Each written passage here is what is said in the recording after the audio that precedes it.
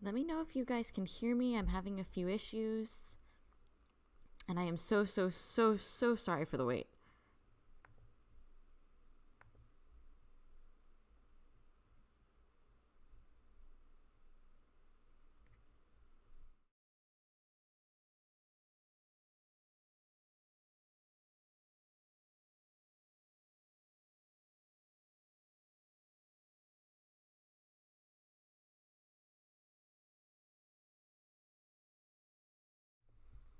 Okay, great. I am so glad to hear that.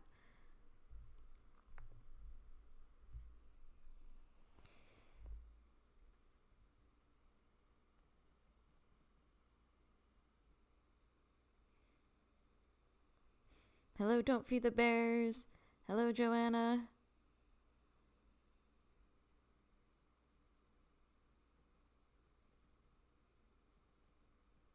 I tend to start off a little bit quiet. So hopefully it'll be a little bit louder once I get going. Hi, AK. It's good to see you.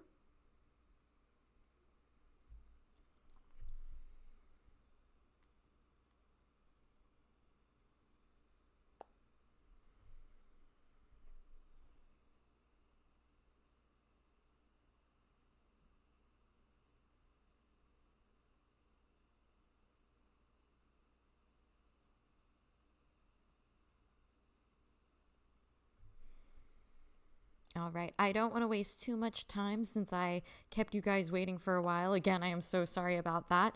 I flew too close to the sun, you guys. I tried to make way more slides for today than was feasibly possible, and then was trying to get them all into my audio, or not my audio editing software, sorry, my live streaming software, and yeah.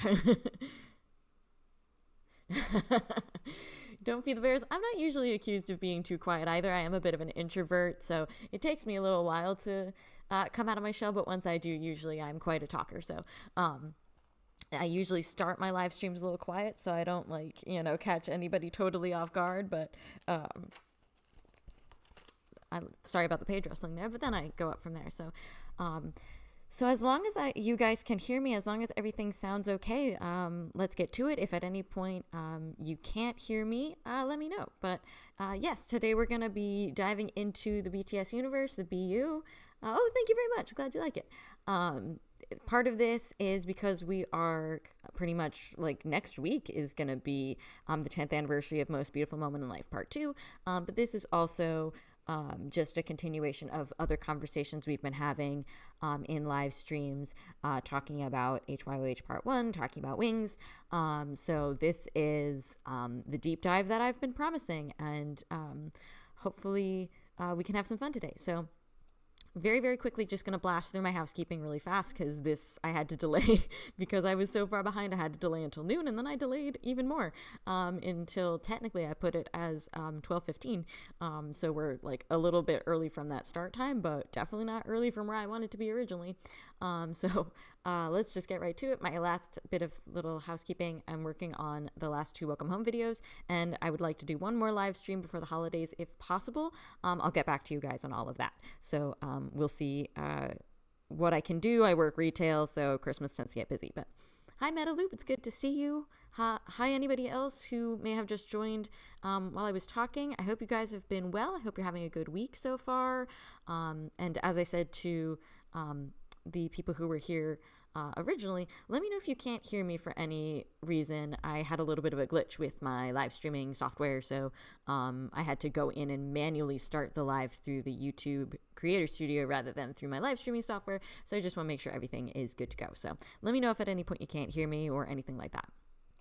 Joanna, nice. 5:15 where you are. It's 12:15 for me. Finally on stream. I hope you guys are all well, and I'm glad you joined me today. Hello. Thank you so much for being here, everyone. All right, so before we get into the BU today, I do just want to put up like the obligatory content warning.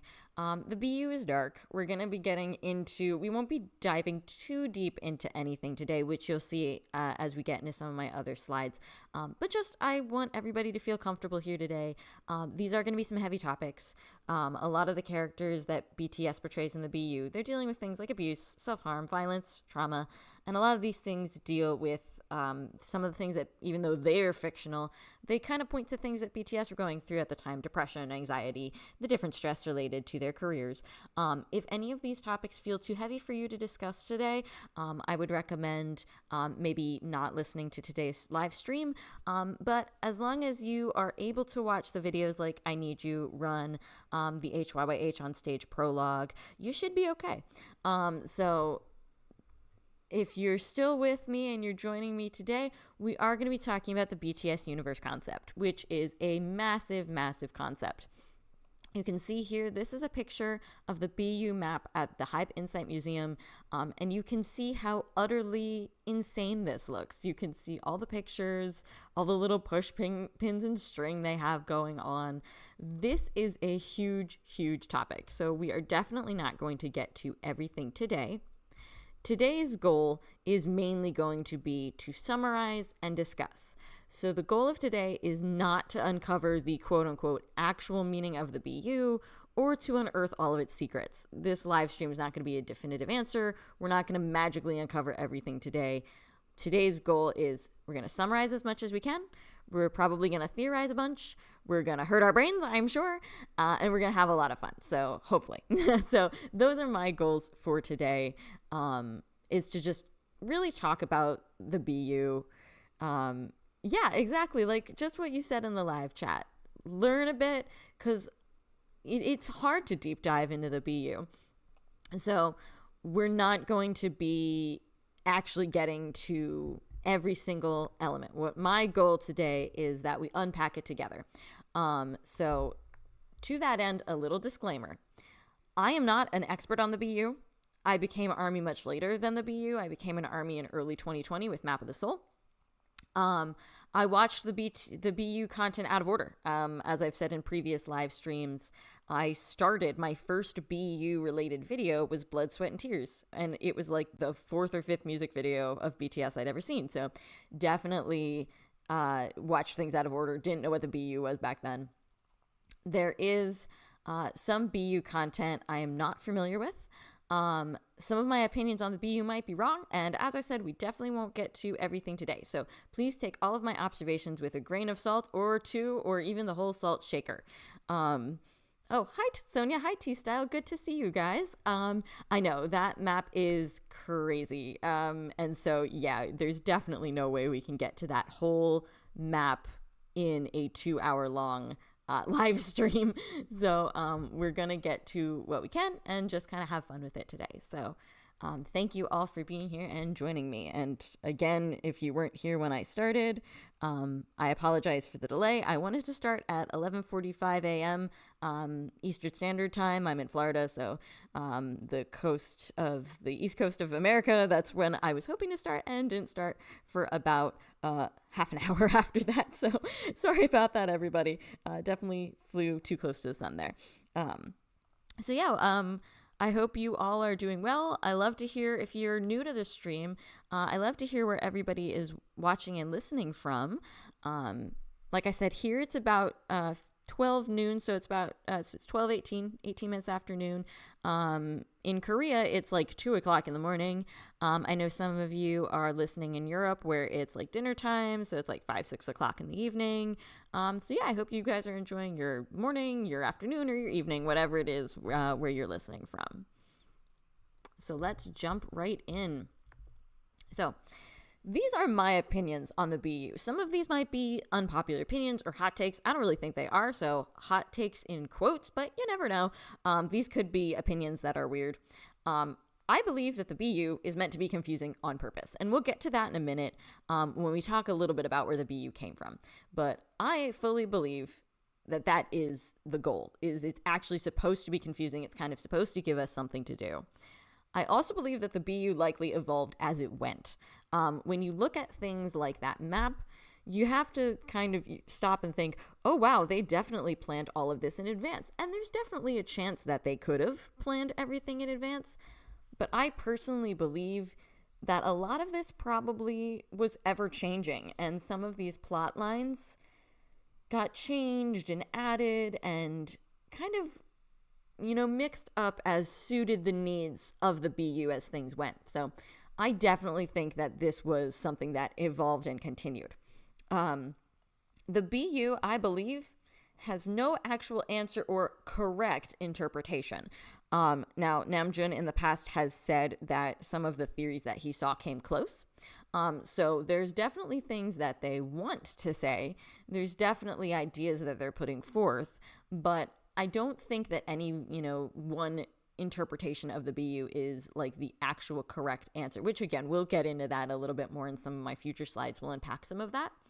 I also believe that some of the BU symbols are just symbols. I believe some things are really heavily imbued with meaning and can be really heavily analyzed. Other things I think are just there to look a certain way, or, sort of serve a specific function in the music video. So, me, I'm a theorist, love to analyze, but I also think with the BU, if you analyze everything, you're probably actually just going to go in circles. So, to that end, I also believe that there are multiple layers of how to accept the BU. And again, we're going to get into all of the questions of where the BU came from and how it functions in just a second. So don't worry about that. I'll be digging a little bit deeper into that in a minute. But as we go, I believe that there are multiple layers to how to accept all of this. So we'll, keep that in mind as we go through and kind of come up with how many layers you want to go down and what you want to think. So those are my opinions. Would love to hear your guys' opinions on the BU and see kind of how it came into your life.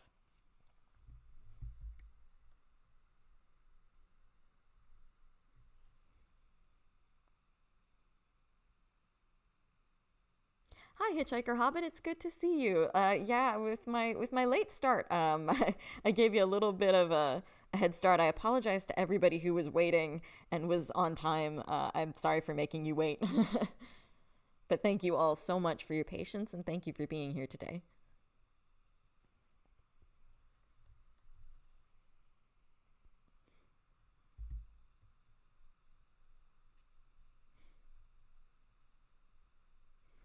While we're talking, I know there's always a bit of a delay when I stream, so yeah, right, Sonia. There's really no correct interpretation. Like, no one person is correct when we analyze the BU. So I know there's a bit of a delay between me and chat, so while you guys catch up with me, I'll just kind of pop us all here on what are the questions that we want to ask of the BU, and I broke these down into like the most basic questions of who, what, when, where, why, and how.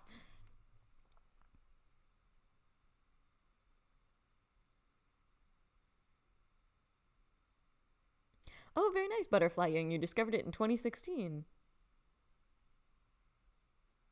Yeah, I'm honestly kind of in that same camp as you, Butterfly. I've always kind of done some interpretation work to imagine that the other characters in the BU are all actually aspects of Jin's character's personality. And there's some stuff that supports that, some stuff that doesn't, but we'll get into all of that. Yep, exactly, Metaloop. You can always go a layer deeper, and I'll show that off in a few minutes. And AK, I hope that you enjoyed all of the total immersion music videos. Some of you might have seen that I posted something in the community tab of my channel saying kind of pick how immersed you want it to be. So we all kind of, I think, were doing some homework, which is always a lot of fun.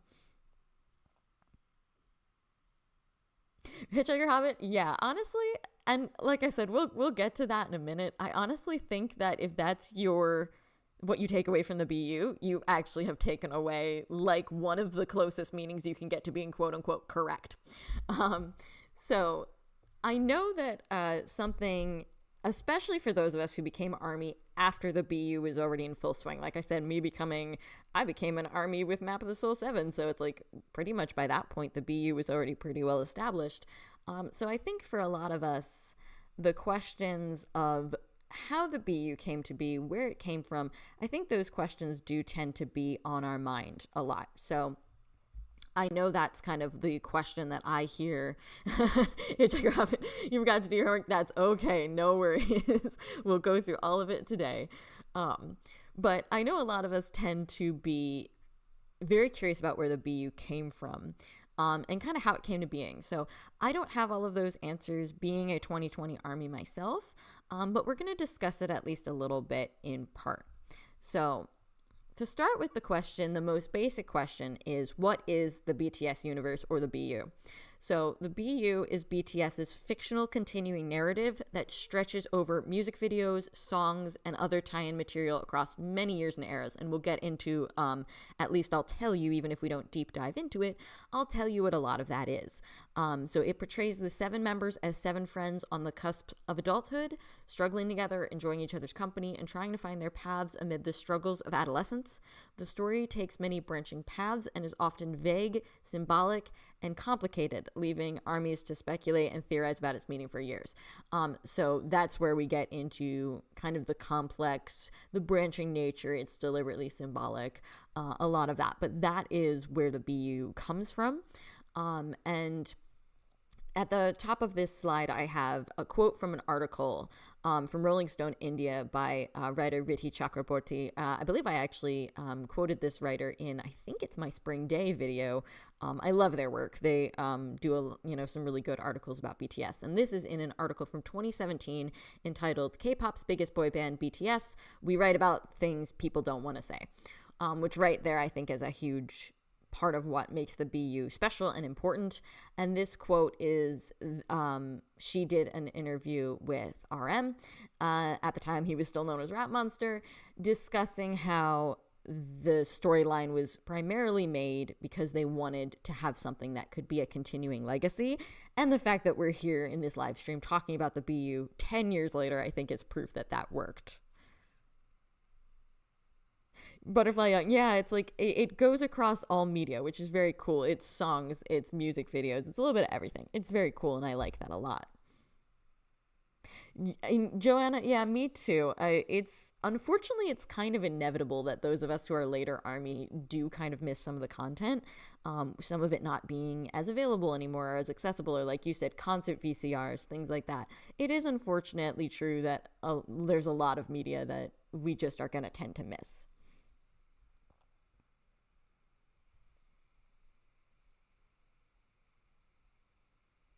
Yeah, Hitchhiker Hobbit, I actually really love that example of like a song that you know in the vague sense, but not necessarily the specifics.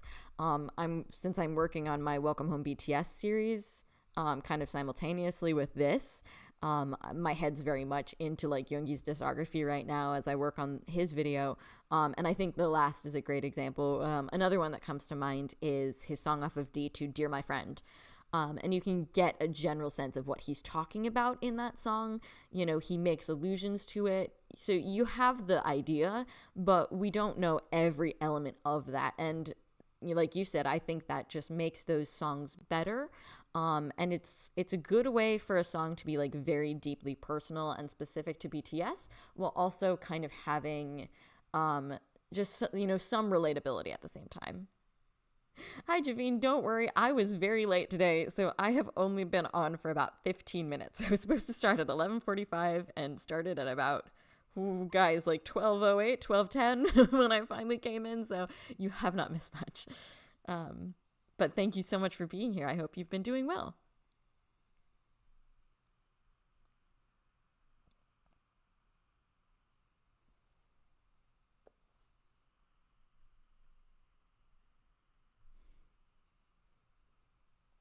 Right? I feel you. Don't feed the bears. I've said this in one of my previous videos. BTS always makes me a crying mess, like truly. So many tears. All right. So the next question out of our just questions about the basics of the BU is probably the one that I think is the easiest to ask, which is, why does the BU exist? And to that end, why is the BU so dark? Why are we in the Most Beautiful Moment in Life series and we have really, really dark topics? So to kind of build off of what we were saying before, the BU fills a need for an overarching story that can continue indefinitely and go beyond just music, which we have been, we see that, we discuss that.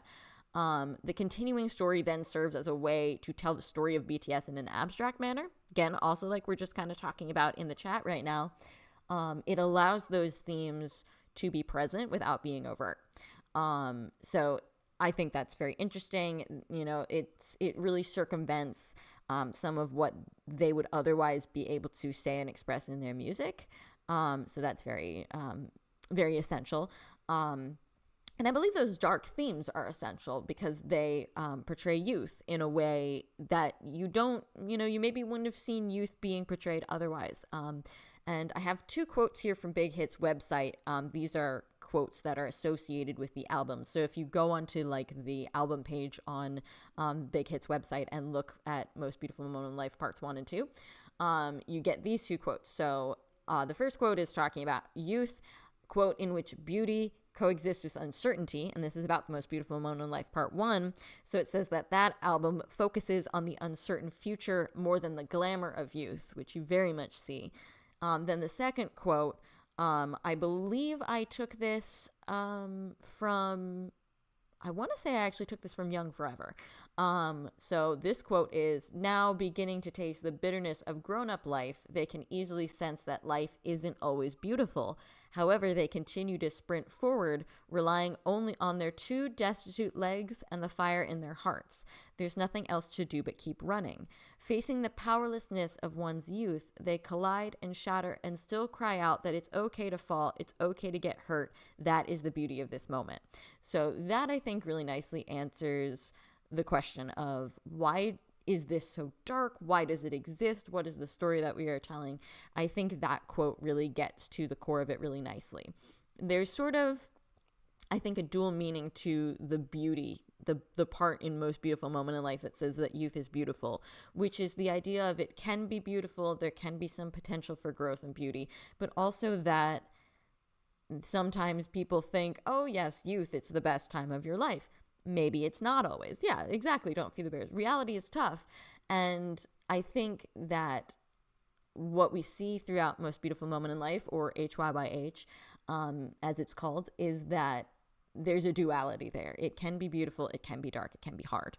I agree very much, AK. I think there's a lot of symbolism in that, which we'll also get to a little bit later, in which the struggles of the BU are kind of indicative of their own struggles, and they're kind of symbolic of their own struggles. So real quick, we'll get through the rest of these questions. The who of the who, what, when, where, why, how. The who of that is who created the BU and who are its characters.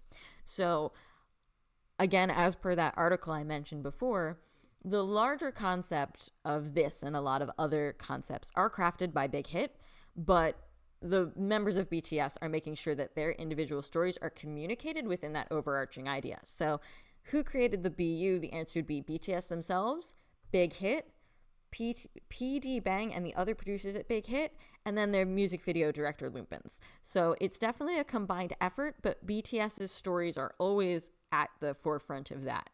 And then the characters of the BU are the members themselves, but they're always going by like their actual full names, their actual legal full government names. So as we go through this live stream, when I'm referring to their characters, I'll either say something like Jin's character or, Yoongi's character, or I will try and say their full names to try and prevent it from getting confusing. I might slip up from time to time, but I'm going to try and make this as unconfusing as humanly possible.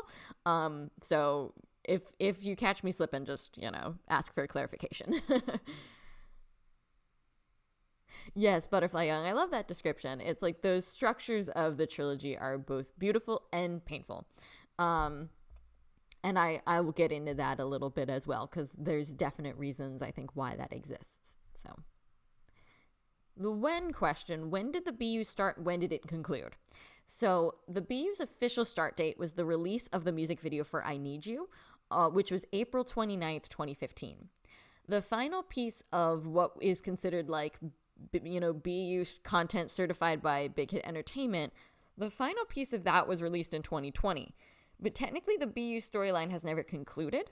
And if you count the K-drama that was released, then that was just released, I believe, last year. So technically you can consider the quote-unquote conclusion to be 2020. You can consider the conclusion to be with that K-drama, or you can consider the BU to be ongoing.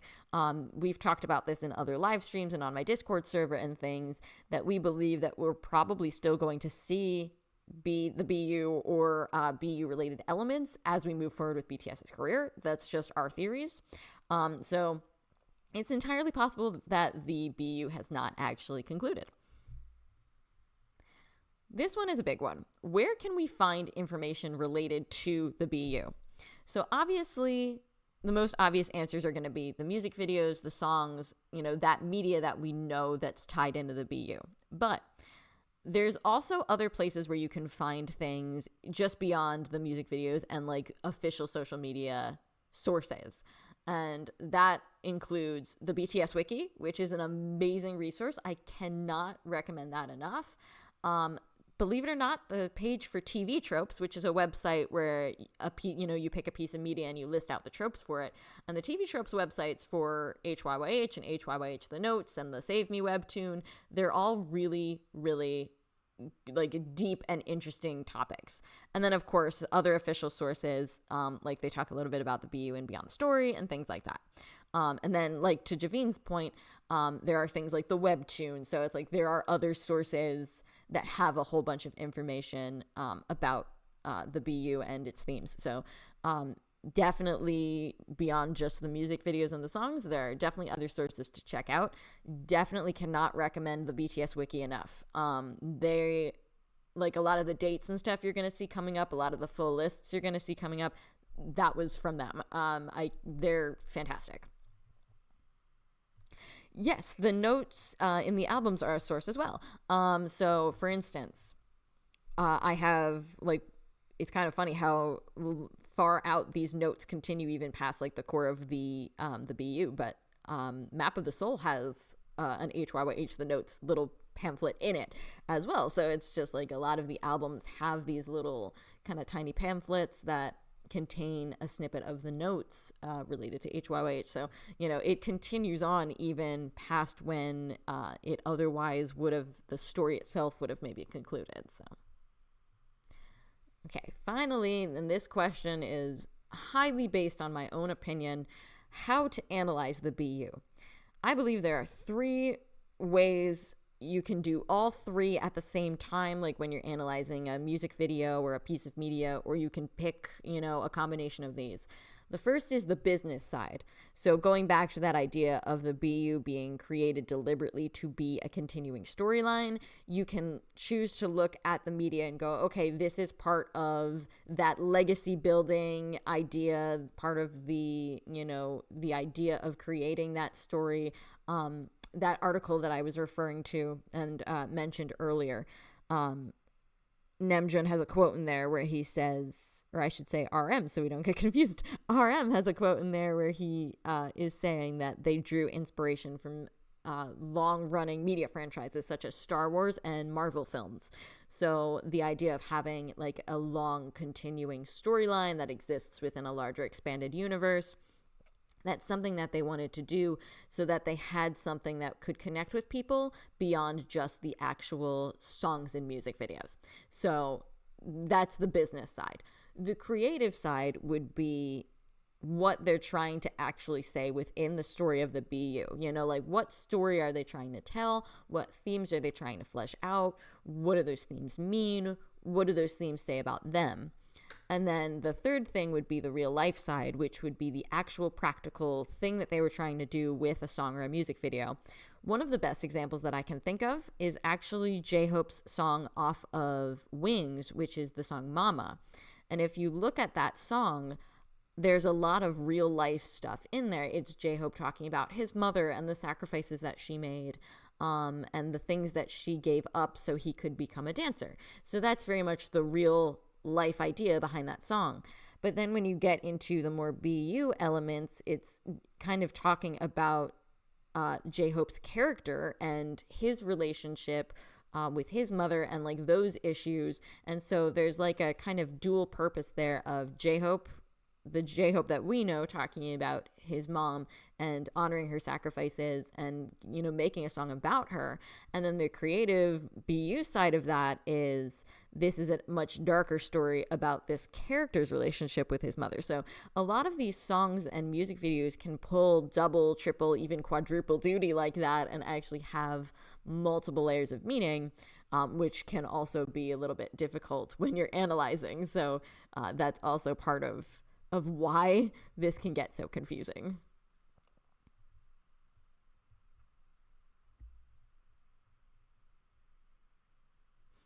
All right, so part of these questions of like, you know, what exists and when does it exist, this is specifically just the music videos.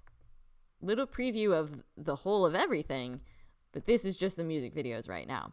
So we have, and I wanted to put out all of the dates here. I'm not going to read out every date because that would be a little bit excessive. I know that those of you who are listening rather than watching, you might have to go back and like check out the dates if you're curious.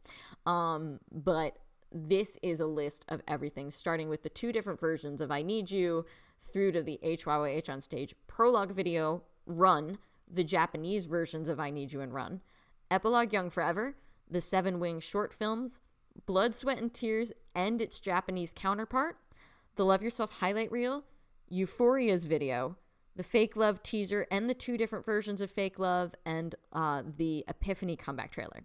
So I wanted to put those in order because the story of the BU doesn't go in order. So it's kind of interesting to see what came out when and get an idea of, you know, sort of what things were built off of each other as you see them reference one another. So definitely, and if you're just listening to me right now, definitely go back when this is up on the channel and take a look at these dates and see everything in order because it's actually quite interesting.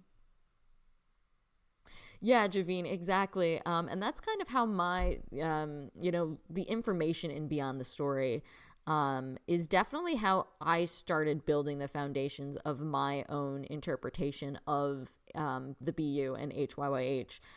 Because I think when you watch those videos and you try and keep in mind the idea that there is sort of a real life element to it, it does add some very interesting extra layers to it. Yeah, Don't Feed the Bears. I totally agree. The complexity of the BU in and of itself is like so very precious. So like I said, what I was just showing you before, those were just the music videos that are related to the BU. There's actually so much more. So we were talking about the notes. Here in blue, for those of you who are actually watching rather than just listening, I have different colors here. So the things in blue are the notes pamphlets that I mentioned that are included in the different albums. There was also a Wings concept book, which had a lot of BU information. There are posters for the Love Yourself series that kind of conveyed, you know, where those characters were going to be going, especially throughout the Love Yourself highlight reel. There is the Save Me webtoon. And then there are the notes books. So the HYYH, the notes books kind of were compilations of the notes that were scattered throughout various albums and sort of built on those themes. And then there was the release of, in 2020, there was a release of a game called BTS Universe Story. And the little teasers and trailers that were put online for that also were very heavily related to the BU. And then, of course, we have, how do you guys say the title? I'm so curious. How do you guys say the title of the K-drama that was based off of the BU? Because in my head, I always say Begins Youth, but the way the title is written is Begins, and then the symbol that means is not equal to youth. So technically, if you're reading it out like that, it would be Begins is not equal to youth. So I don't know if that makes sense, but I always say Begin Youth. But that was also kind of an adaptation of the BU, which we'll get to. We'll discuss that a little bit later in the live stream of kind of like, you know, the little trivia elements of that. But that is, I actually have not seen that. So I don't know if it expands or if it's just an adaptation. I do also want to say, just part of like my earlier disclaimer of not having experienced all of the BU, I have not read all of the HYYH notes. And I have not read all of the Save Me webtoon. I actually have the webtoon app on my phone. I have the webtoon itself saved, but I started to read it while I was preparing all of this, and I realized that it felt like it was going to be a little bit more of a retrospective of everything, kind of pulling it all together. And I didn't want to introduce that to the discussion just yet because the Save Me webtoon came out so much later than everything else. So I was like, let me hold back on that. So I haven't read all of that either. Oh, Butterfly Young, how was it? The K-drama, was it kind of just like an adaptation, like a straight adaptation? Did it add some stuff? I'm curious to hear the thoughts of anybody of both Butterfly and anybody else who may have watched the K-drama.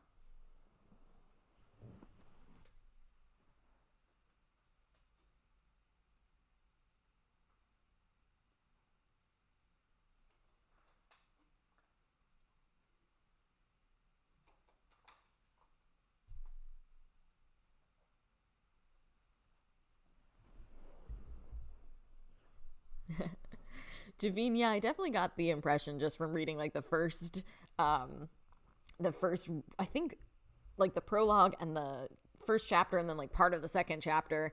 I can definitely get the sense that it's gonna be like a mind bender. And you know, I definitely think it seemed to me like it was a way to kind of like add everything in, like take everything related to the BU and try and put it into a narrative. So I would definitely like to read it at some point, but I kind of want to do my own theorizing work before I jump into it.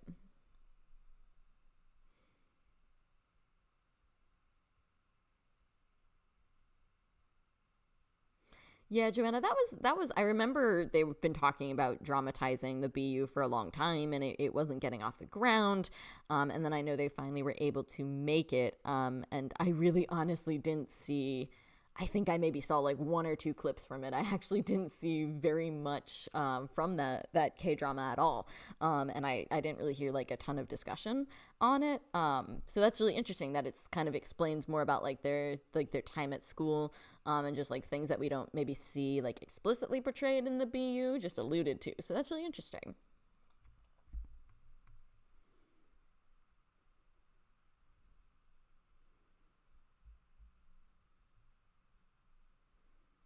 Sonia, I completely agree. I love that about the BU. And to me, I think that is the thing that I find the most interesting about the BU is not even because I mean, obviously, as theorists, we all want to get down to the bottom of like what the different, you know, themes and motifs and symbols are, of course. But I just love the idea of how you can manage to tell both your real story and a fictional story at the same time. It's really interesting. So the webtoon, when did I think the webtoon? Let's turn to Google because I feel like the webtoon came out in like 2019. Like when I was doing research for this, I was actually kind of surprised. I thought the webtoon was older. Like I actually thought the webtoon came out around the same time as like the early BU stuff. Like I was thinking in my brain that it came out around the same time as like I Need You and Run, but I think it was actually later.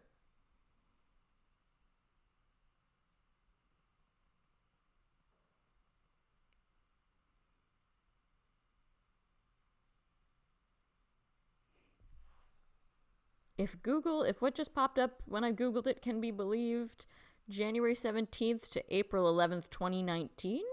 So, oh yeah, there it is on Wikipedia. So, I was honestly thinking that it came out in like 2016. I was honestly really surprised to see it was 2019.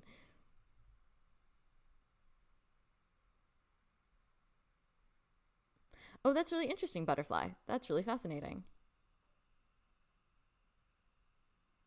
And like honestly, what an ambitious goal to try and do like a whole three-season thing. Like holy moly, like wowza.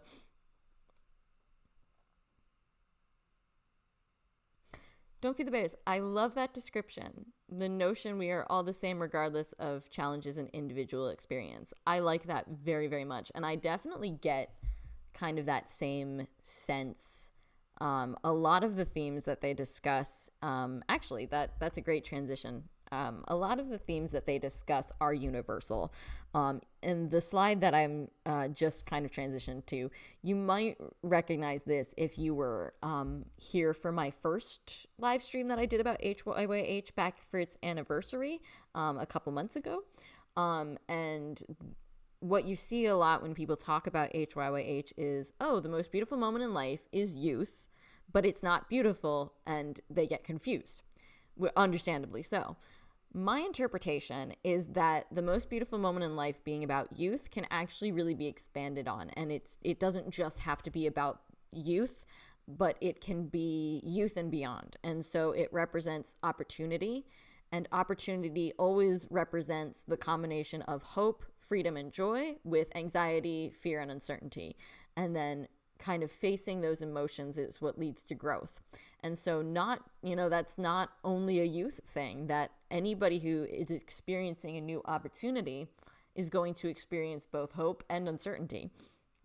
And we were laughing a little bit on my Discord because I feel like I always mentioned liminality and liminal space. And so when we were all kind of like researching and talking about the BU together on there, it was like, hey, what about liminal space? And it's like, yep, every 10 seconds I want to be like, oh, hey, liminal space again, because there is very much a sense of liminality, which is the transition. Liminality means being on the threshold of something, and the BU talking about youth very much is a liminal experience, because like when you study liminality, when you look up liminality, youth is one of the biggest liminal periods that people experience. So you definitely see a lot of that idea of transition and the uncertainty that happens because of transition when you look at the BU. So very interesting stuff there. So before we get too deep into anything else, because I'm going to show you very soon why I was late today, but before we get into anything else, I want to introduce you guys to a topic, again, that we were talking a little bit about on Discord, and it inspired me to make what I am calling the BTS Universe iceberg. So we've been talking about it a little bit here today as well. You can dive as deep as you want into the BU, and that reminded me of one of these iceberg charts where you start at the top and go all the way down. And this is my very, very, very basic BU iceberg, which I made just with a template that I found online and started adding things to it. So we're not going to get to everything today. We're not even really going to get to the bottom two layers today. But I wanted to introduce the idea of, hey, the BU works because you can either stay up at the top with just some of the most basic music videos, or you can start diving deeper. So this next slide is going to get a little bit crowded. I apologize for that. I didn't want to have the descriptions of the iceberg on a different slide than the iceberg itself, so that way you can still see what's what. So I'm going to read everything out. I apologize for how cramped it is. So this is my BU iceberg. Level 1 is the basic stuff. So this is the BU related content that most ARMY likely think of when they think of the BU. So I think for most of us, when we say BTS Universe, we think of I Need You and Run. So that's why I Need You and Run are there at the very top, level 1. So this is BU content that even the general public can easily consume, even with little to no knowledge of the BU itself. So obviously I Need You and Run are deeply, deeply enmeshed in the themes of the BU. They're, kind of what started it all. But I think that even somebody who does not know anything about the BU can still watch those videos and feel the sense, the emotions that they're going for. So that's why I consider them the basic, foundational, top of the iceberg, level 1 items. Level 2 is what I'm calling the BU starter pack. So this is content made for ARMYs who know that the BU exists, know that it's an overarching storyline that starts with HYYH and extends out, And this would be the media you'd likely watch first when getting into that concept. So that's going to be the HYYH series and its themes. That's going to be the 2 different versions of I Need You, which are going to be the original version and then a severely edited version that takes out a lot of the violence and some of those elements. And then that's also going to be anything that we were just talking about before, all of those music videos that say BU, content certified by Big Hit Entertainment, which are those videos. So the videos here on screen. So that's what I consider the BU starter pack. And there we go. And thank you so much, everybody. I'm glad you like how I did my best to kind of keep it as organized as possible. It was not easy, but thank you. I'm glad you guys like it. So level 3 of this iceberg is what I call the lore building level. So this is content related to the BU that requires more deep diving, but is nevertheless easy enough to find and consume. It fleshes out songs and albums. It fleshes out the lore of the BU. It's not too intense, but it definitely requires some level of scholarly interest. So for that level, I have on the HYYH prologue film and the Love Yourself highlight reel, the repeated symbols that we start to see kind of evolving as part of the BU, things that come around again and again, the bonds of the BU, which are the different things that the members share, the HYYH prologue deleted scene, and then the Danger music video, which we'll get to a little bit later as well. Right. Yep. T-Style. We'll get to that. There's so much going on. Sonia, that's kind of the way I think I tend to go down about as far as 4.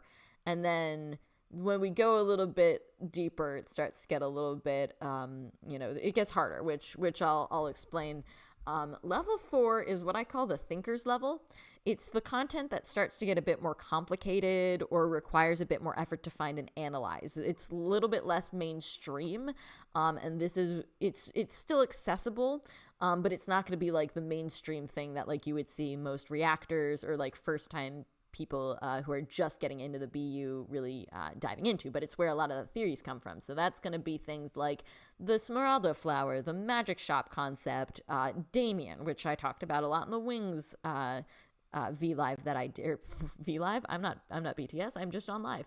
The Wings Live that I did a few months ago, and it's going to be things like the Japanese music videos. Now, I honestly would, upon further reflection, I would honestly think I would put the Japanese music videos higher. I hadn't watched the Japanese videos for Run or I Need You in a really long time. And then when I started doing research for this broadcast, I watched them again and realized how much is in there and like how many important foundational pieces are in those videos. So honestly, I would probably put those up in section 3, but for now they live in section 4. Let me just catch up on the chat. Yeah, I would agree, Butterfly Young, which is part of where I would think, kind of what I said earlier about it's, always evolving and changing. I definitely think that some of the original stuff started just kind of like as an idea, a vague idea, and then they started solidifying a little bit more as they went. So I would definitely agree with that. And yeah, shout out to all my people who read Damien because of BTS. I did as well. I've talked about that in previous live streams, and I really enjoyed it as well. Yes, so in terms of finding connections between the two, so the BU definitely changes a lot when you go from HYYH to Wings. So, oh, you Meta Loop? Yeah, I've noticed that as well, that the boys still call it V Live. I'm like, I feel so seen because I still call it V Live. Very much so. Yeah, so in regards to Damien and the Wings era go hand in hand. RM himself has said that a lot of Wings came out from combining the BU and Damien. So I think in many ways, Damien is kind of, I don't want to say essential reading, but like, I feel like it really makes a lot of things make sense. Like it really illuminates a lot of Wings. And since Wings is like the middle part of the BU, I do think in that sense, it's a really good idea to read Damien and to get involved in its themes and its topics. Because again, it's very much a story about youth, and a story about, like, you know, going from childhood into adolescence into young adulthood. So it's so perfectly in keeping with the BU's themes. And yeah, me too. I have Into the Magic Shop on Audible. Like, I have it. I bought it as like a while ago as part of a 2-for-1 sale, and so it's living in my to be read on Audible, or to be listened to on Audible. And I haven't really had a chance to explore it yet, but I very much want to. I also just, in the most recent 2-for-1 sale that Audible did, I picked up one of Carl Jung's books. So a lot more to dive into, but that's why we're eventually going to have book club probably in 2026. So, so that's level 4 with Damien and the magic shop concept and everything. So level 5 is what I like to call the BU Scholar level. And this level includes pieces of media that are harder to access, understand, or consume for one reason or another. And they definitely require a level of willingness to study the BU and its themes. So for instance, this is like where you're going to find the Save Me webtoon. You have to actually go out of your way to go get webtoon and download the app and make an account and like read that webtoon. So it's a little bit more involved. This is where you see HYYH the notes, because those notes are scattered throughout all of the albums, and the books are, you know, impossible to get. The BTS wiki actually has a lot of the notes on their pages, so I definitely recommend checking that out, because that's like an invaluable resource. This is where I put in things like Begins Youth and the Smeralda Flower related social media, like some of the more really niche stuff. This is also where I mentioned some of you might be familiar with the mysterious cat that appears in some of the media, especially in like the BTS Universe stories media. So a lot of that is going to be where you're starting to really get into the nitty gritty. Yeah, definitely a Pandora's box for those types of pieces of literature, because they're very deep. They have a lot to analyze. You know, they definitely branch off into other paths. They have their own, you know, pluses and minuses. So, you know, definitely a lot of interesting things there.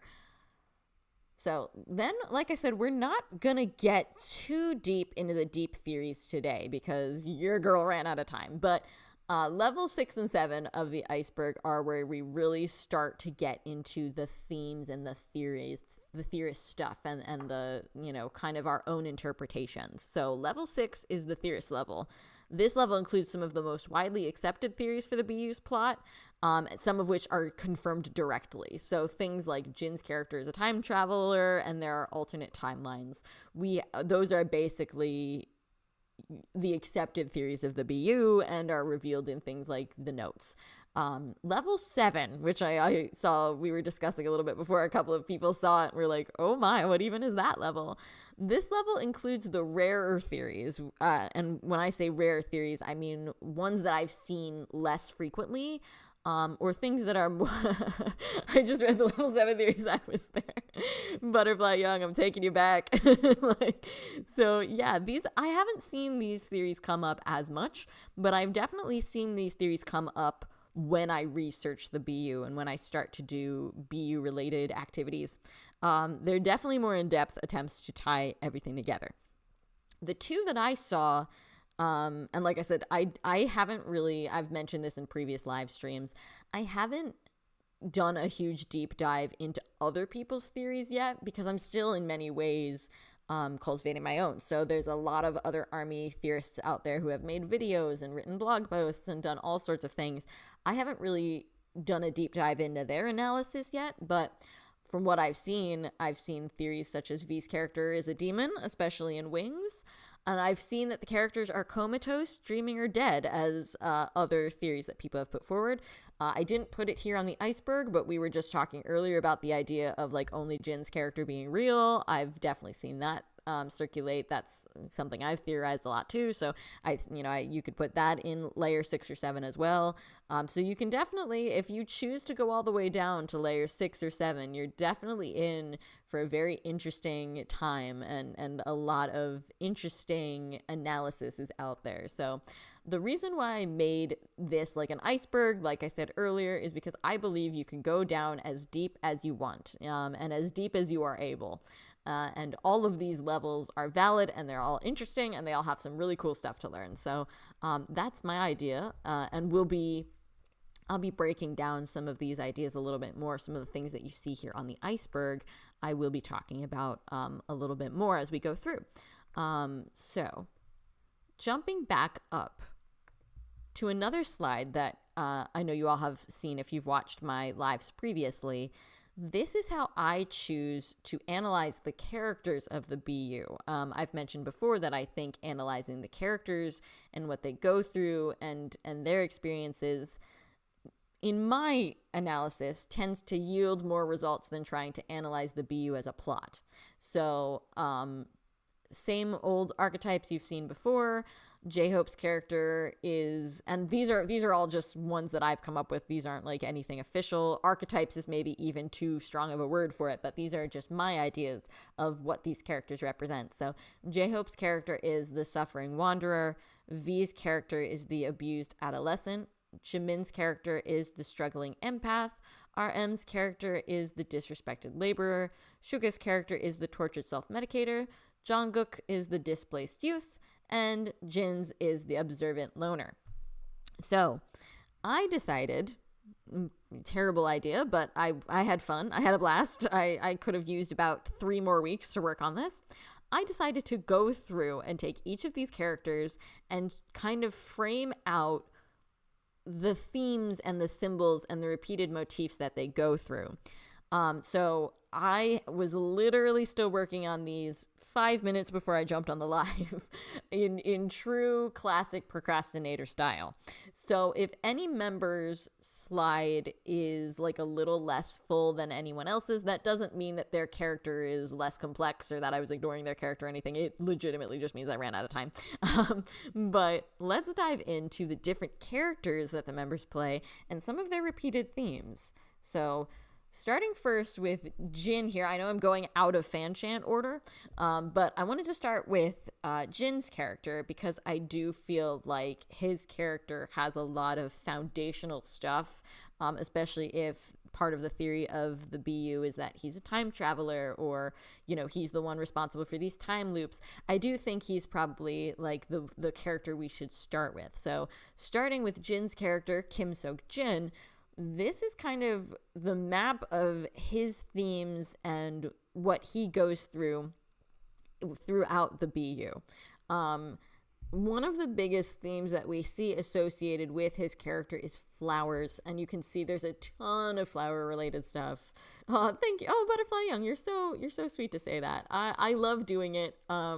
I just wish I could do it faster. I love making slides and things for this and analyzing these things. And it always makes me so sad when I'm like, I'm going to have to not include this slide or that slide. It's always so sad. I had a lot more slides planned that I had to leave on the cutting room floor, as they say. So I am sad about that, but I did my best. So I hope you guys like what I've made so far. Everything is color coded according to the colors that I tend to associate with BTS, which are the classic colors of their microphones, their original microphones. So Jin is pink and RM is blue and things like that. You'll see that as we go through. And you'll also see certain members have like other connections to other members. So you can see, I'll actually tell you the colors in advance so you can get an idea as we go through, just in case you don't associate these colors with the members the way my brain does. Jin is going to be pink. RM is blue. Suga is gray because his microphone is black, so I usually go with gray. J-Hope's is red, Jimin's is yellow, V's is green, and Jungkook's is purple. So you'll see that as we go through. Oh, thank you. I'm so glad you like it. Thanks. Yeah, my brain with BTS stuff always tends to separate them based on colors. So I'm like, colors makes a lot of sense to me. So, and I apologize as we go through these slides. Some of the pictures are not going to be the most easy to understand because, you know, trying to take a screenshot and then like compress it down, sometimes you lose some of what's going on. So I'll explain everything as we go. I also, some things just don't, you can't grab great screenshots of them There are a couple different instances throughout these music videos where I actually had to turn them on 1/4 speed in order to actually even grab a screenshot, because that's how fast they go by. So there's some stuff that's not present here because it's just so difficult to get a picture of. So going on like the left side, like the side of this graphic that's kind of right by Jin's face, is all of the stuff related to flowers. So of course we do eventually get the Smeralda flower, which we see it's the blue flower that Jin has the bouquet of throughout the Love Yourself highlight reel. But there are other flowers as well. I Need You actually starts with him holding 6 flower petals, and the image of those flower petals being in his hands and then burned.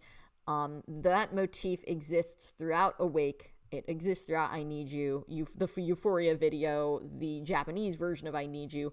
There are a ton of different instances of these flowers. I haven't looked up what some of the other flowers are, like, symbolically. I know there's a lot of symbolic flower meaning, and I haven't gotten into all of that. But I just wanted to put as many instances of flowers as I could find, even beyond just the Smeralda flower and the flower petals from I Need You. There are a lot of other flower references, like the flower he's trying to protect in Fake Love, the flowers in Epiphany, and the flowers that get broken in Run, which may or may not be Smeralda flowers. They don't exactly look the way that the flowers look in the Love Yourself highlight reel, but they could have just changed a bit from video to video. Something that I also found really interesting in the Love Yourself highlight reel, the story of that highlight reel involves each member with a girl who I think you could do different interpretations of those girls. Are those girls real? Are they sort of like the Jungian concept of the anima, which is like your opposite female self? And it's kind of interesting the way those female characters connect to the other members, and how they connect to, each individual member. So one of the plot points of the Love Yourself highlight reel is that this girl drops a book, a little notebook. And again, this is one of those instances where you have to turn it to like 1/4 speed. But if you turn it to 1/4 speed, you can see that she has almost like a research book about the Smeralda flower. Like she's trying to figure out what it is. So that's really interesting.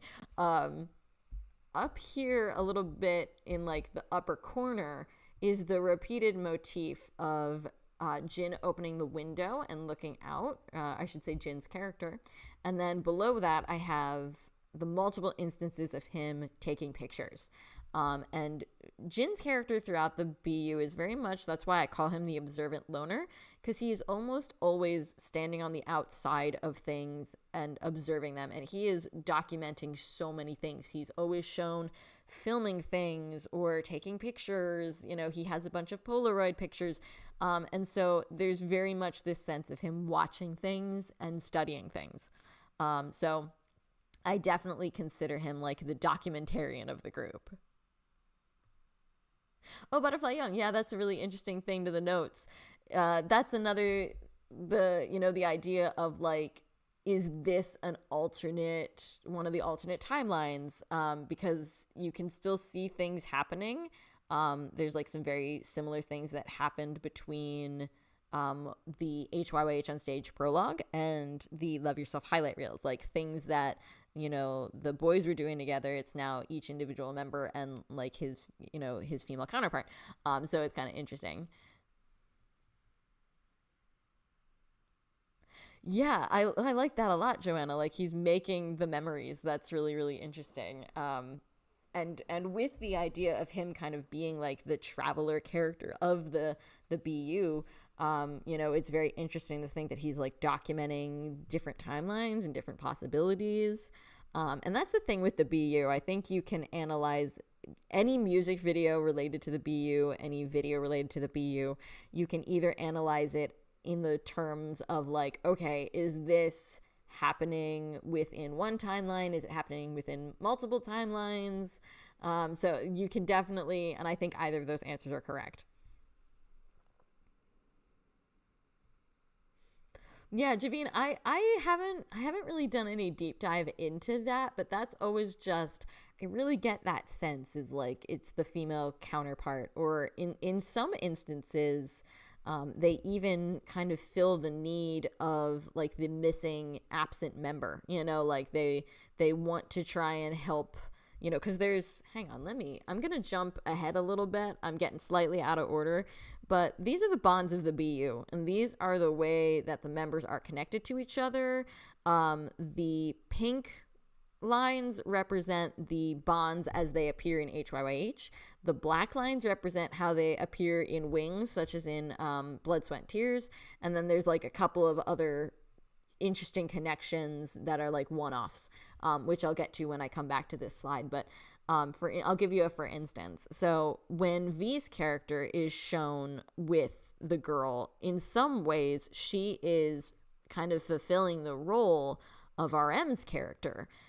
Throughout the early part of the BU, we see that those two are basically partners in crime. And then in the Love Yourself highlight reel, we kind of see her in place of RM. So there's kind of an interesting idea of they sort of are filling out the other needs. Yeah, exactly, Javine. And it's very interesting. We were actually talking about this on Discord. The deleted scene. Where did I put that on the iceberg? I think I put that level 3. It was originally level 4 and I moved it up because I think it's kind of essential. There is a deleted scene from the HYH prologue. It would have originally gone at the end, where Jin is looking at a picture that was originally, I believe, himself and Yoongi's character, or himself and multiple other members. And he knows that this picture is multiple people, but when he looks at it, it's just him. And we were speculating as to why they deleted it, why it ended up as a deleted scene, and we weren't sure if maybe it was because it revealed too much or anything like that. And so it is kind of interesting to think that none of the others are real. They're just either, like somebody said earlier, like his imaginary friends, or like I was saying as well, like they're just kind of parts of himself, like none of them are actually real. They're just parts of his own person. So that's kind of interesting when you consider that deleted scene as well. And while I'm here, before I get back into talking about the different going into the different themes of the different characters, while I'm sitting here on the iceberg, let me go to the less cluttered iceberg slide, the one that's just the iceberg. While we're sitting here on this, let me also go over a couple of the HYH videos that maybe aren't as kind of mainstream. So like we all kind of, I think, know about I Need You and Run. If you're, know anything about the BU, that's the ones that you tend to see the most frequently. But we, of course, have the other videos that I mentioned before, such as the HYH on stage prologue video, the Wings short films, and the Love Yourself highlight reel. So there are a couple in there, and Fake Love, of course. There are a couple in there that aren't maybe quite so known. And so that is why I put the Love Yourself highlight reel and HYYH on stage on the iceberg a layer or two down. Because the Love Yourself highlight reel and the prologue film are actually more like storytelling vessels. They're not music videos. And they kind of flesh out some of those themes in a way that I think we do get a lot of interpretation from them, even if they're not actually music videos. HYYH prologue on stage prologue kind of, I would say, helps us transition into Run, and into some of those more in-depth BU concepts.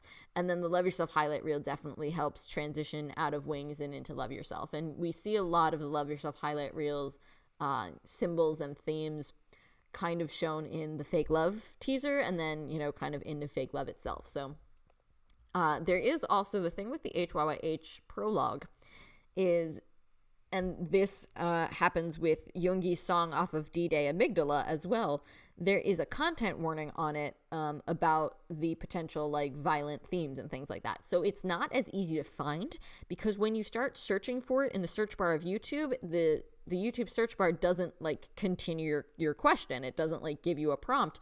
And when you find it and you hit enter, you do have to confirm that you want to continue. So it has like that extra little layer of making it slightly more difficult to find, but definitely I would say essential viewing for kind of understanding the BU. That and the highlight reel really kind of help bridge the gaps between different videos and things like that. So very interesting there. And then, yeah, like I had mentioned, the Japanese music videos, which are the next level down, you'll see some images from those as well as I go through things. There's definitely a lot to unpack from those as well. So before we leave the slide for Jin, there's going to be, or I should say Jin's character, there's going to be something that you see on every member's slide, which is what item they exchanged in the fake love teaser. So one of the things on the iceberg was the magic shop concept. And at the beginning of the fake love teaser, you see a quote that says, "Magic shop is a psychodramatic technique that exchanges fear for a positive attitude." And then that leads to the teaser being all about them going into this kind of shop. It's the strange building that they're in fake love. And they all exchange an object and get a new object, but we don't, for some members, we see both what they exchanged and what they received, but for some members we don't. So you'll see here right away for Jin's character, the item that he has here is an earpiece, and he exchanges it for we don't know. So you'll see that each member, as we go through this, will have one of these little sections of this, but not all of them are known. Oh, the Butterfly Young, that's a really good one. Yeah, that's the other thing too, and I'll talk about this a little bit more when we talk about Danger. There are some things that aren't officially part of the BU, but kind of are borrowed by the BU. And so it's a little bit interesting. Oh, thank you. I'm so glad. That makes me so happy to think that some of this stuff will be helpful as you guys do your own deep dives into the BU. That means a lot. Thank you. All right, so next up, we'll jump into RM's character, the disrespected laborer. So you can see right away that, like, up at the top of what I have here and in kind of like the middle section, the biggest circle, you can see the idea of, him being kind of, destitute and working and you can see that he's in a lot of the locales that the characters end up meeting in. Those top circles are a little bit difficult to see, but they portray the gas station that he's shown working at in I Need You. That gas station then comes back around in HYYH on stage HYYH on stage, the prologue, as the place where all of the boys go together in the truck that becomes a big symbol of the BTS universe. And then Euphoria, you actually see that Jin's character shows up to kind of, be a more friendly presence. And that, as opposed to the very unfriendly people that you see in I Need You.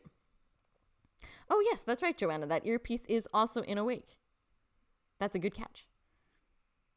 The other thing that's interesting, too, is I don't know if you'd call them like storage containers or box cars, but the box car that they are all kind of seen sitting on top of an I Need You, then the box cars come back around and run, they're all inside of one, and then we see that same box car in Reflection, and it seems like he is inside of it in Fake Love, like he's trapped inside of it. So that's really interesting as well. In my live for the Wings information that I did a month or so ago, I mentioned that the Fake Love music video teaser shows that his character is exchanging this basically piece of glass, and it's very hard to see. It's one of those blink and you'll miss it things, but it has some writing on it, which if you compare the on-stage prologue and the Reflection short film and a couple of other pieces of media, you'll see that it has some writing on it that when it's translated out means you must survive or you must live on. And in the Fake Love teaser, he exchanges that for a hair tie, which comes back around in the Love Yourself highlight reel when he tries to give the hair tie as a gift to the girl that he meets. And then one of the biggest plot lines for his bond with V's character in the BU is the idea of the phone call that doesn't go through and this phone booth. And this phone booth shows up in great depth in the Run Japanese version. And yes, Butterfly, you are so right. The train car with the numbers will haunt us forever. Yeah, I'm right there with you. Now, I don't know if any of you all here actually did watch the music videos, the Japanese videos for Run and I Need You. The one for Run is actually kind of mind-blowing, I'm not gonna lie. And there's one of the huge themes for both RM's character and V's character is like the idea of graffiti. You know, they're both like the graffiti artists, and there is graffiti everywhere in the Run Japanese film. Which is interesting because in the regular version of Run, we see them spray painting graffiti, but in the Japanese version, we see graffiti everywhere. And a lot of it is actually present in other videos if you pay attention, which is really, really interesting as well. So the phone booth being covered in graffiti is so interesting to me. Oh yeah, Joanna, I noticed that too with the storage container in Fake Love that has those handles hanging down.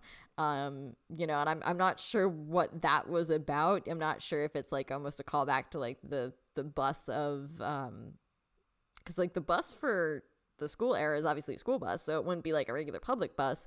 There is a thing with a public bus in the Love Yourself highlight reels very briefly where he's on the bus and trying to like work up the courage to talk to the girl and never manages it. So I don't know if maybe it's supposed to be like indicative of a moment he can't move past, like he's still thinking of that moment, and so it's like he's kind of trapped in both. I don't know, it's kind of an interesting visual symbolism to think of like the bus from the highlight reel and the storage container from Run and I Need You. It's like an interesting mashup. And I don't know, that's a good question. I don't know if the number itself has any actual symbolism. Because actually, and you can't really see it in my pictures because because they're in circles, they get kind of cut off. But the number on the container that they're all sitting on in I Need You, and the container that kind of becomes very central after Run, like the one that he's walking by in that picture from Run, they're different numbers. So I don't know if if there's an actual symbolism to that number. I'm not sure if anybody else knows or has seen anything. Ooh, Joanna, that's a really good point too. The tie-in to the lyrics of his rap part in Fake Love. That's really interesting, and that ties in very much to like the Love Yourself theme and kind of like what then Jin later says in Epiphany. Butterfly Young, yeah, there's some great choreography shown off in the I Need You and Run videos in the Japanese versions, and it's really cool that they managed to show off both the choreography and the really cool BU themes. They kind of pull double duty like that.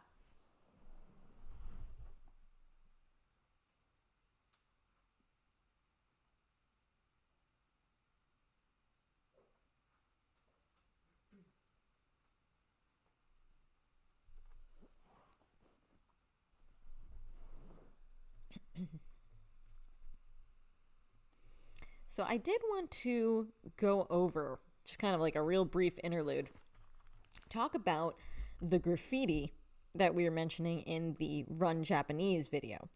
I didn't have time to get like a good screenshot of the graffiti, both and it's funny because they're both the graffiti artists in the Korean versions, but both V's character and RM's character are shown in very heavily graffitied areas.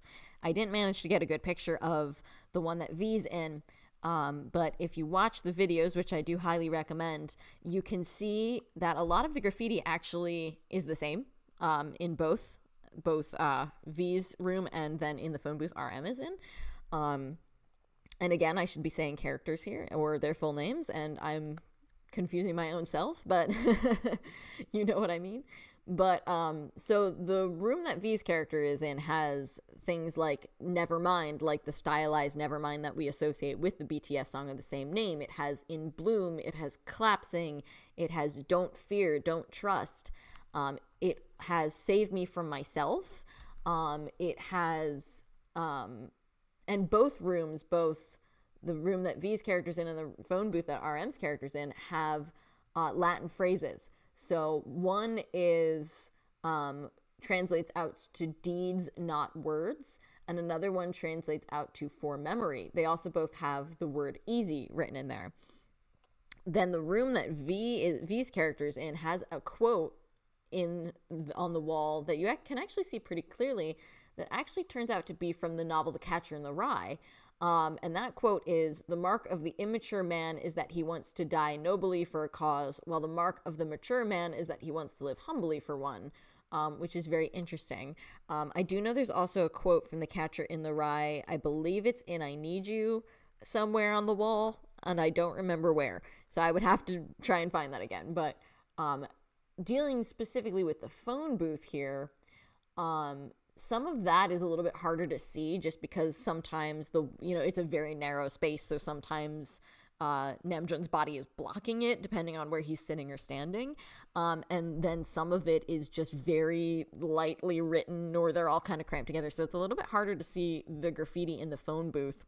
But you can definitely see that one of the words is papillon, which is French for butterfly, which of course is a huge theme throughout HYYH. You can see that deeds not words again. You can see chill. You can see carpe diem, which means seize the day, all crossed out. And then at one point there's a shot of him sitting down, and you can see like underneath the phone, kind of like right across where he's sitting, I believe it says, "Dedicated to all the boys who have lived in this painful world." Some of the words are kind of difficult to make out, so I'm kind of guessing on the word painful, but it seems like it would be accurate. I agree. Crying for the HYYH V and RM character pairing is, their story is so sad.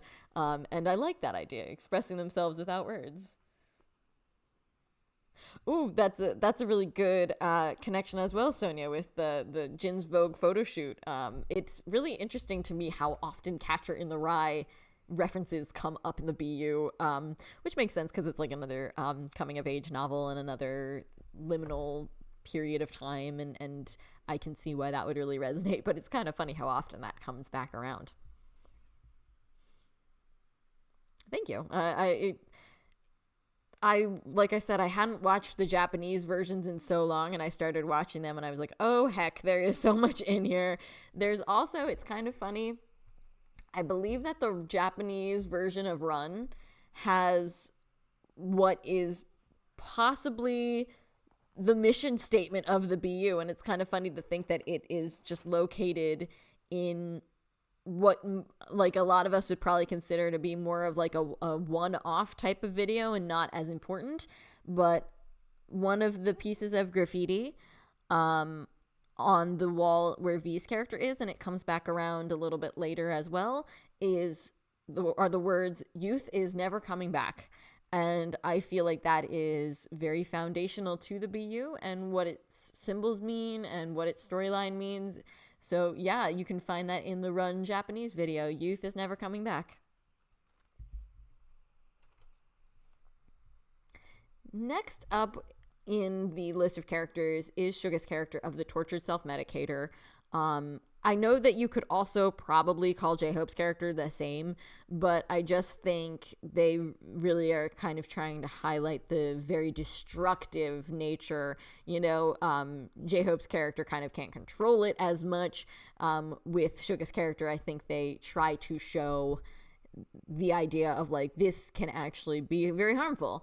And it kind of all builds off of this idea of fire.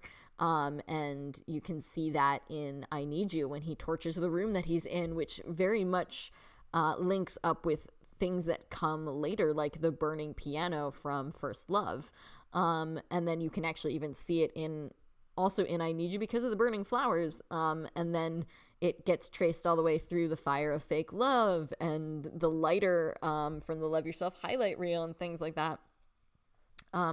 We don't know what the original item is in the fake love teaser that he exchanges, but I'm guessing it would be the lighter, because his lighter being taken from him is a big theme of the Love Yourself highlight reel.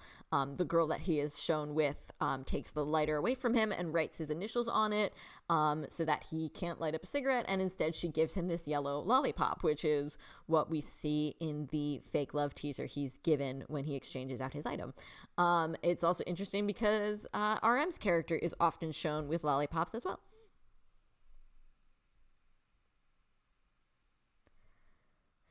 Yeah, I would agree, Joanna. There's a lot of very confusing stuff going on with Yoongi's character. I do think that his is maybe the one that's like most open to interpretation.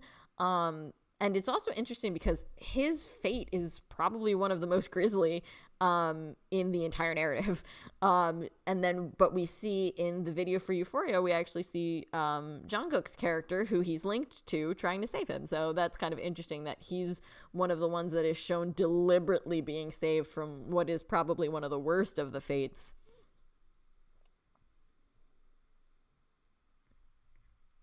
Yeah, I do like that too, that it's like the bonds of the BU kind of seem like they're based on like some of the roommate pairings as well, which is really fun.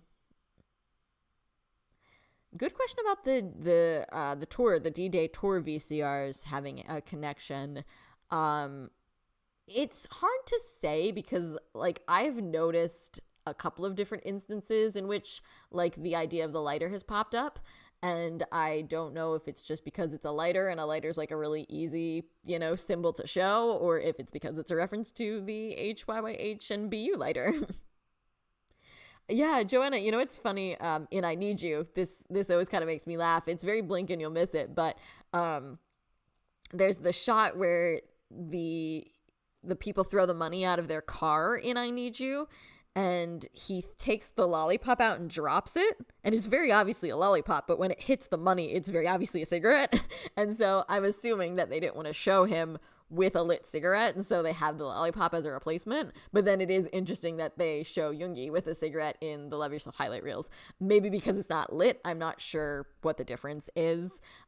We do know that they already had to edit a lot of stuff out of I Need You for, to make it like broadcast safe. So I don't know if maybe like that's the way they get around the broadcast rules, is like by not having it be lit. I'm not sure, but I always find that he takes the lollipop out and drops it and it's actually a cigarette. The other thing that I wanted to show off here, I had mentioned this earlier, these blue flowers here, I don't know if they're supposed to be the Esmeralda flower, if like maybe they were just an original version of it, because they kind of look like blue roses.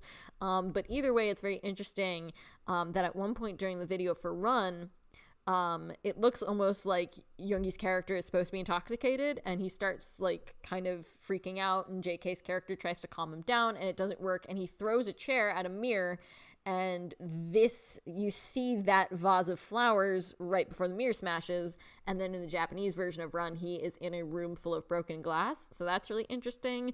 Broken glass is like a theme that BTS and Yoongi himself use a lot in different videos as well, and of course the broken glass is a big thing in Reflection as well. I didn't get a chance to put that picture on this slide, but there's a big broken glass motif throughout Reflection, which makes sense because a mirror and self-reflection and things like that. Butterfly Young, right? We can, any lighter that has those initials on there, we know where that's from.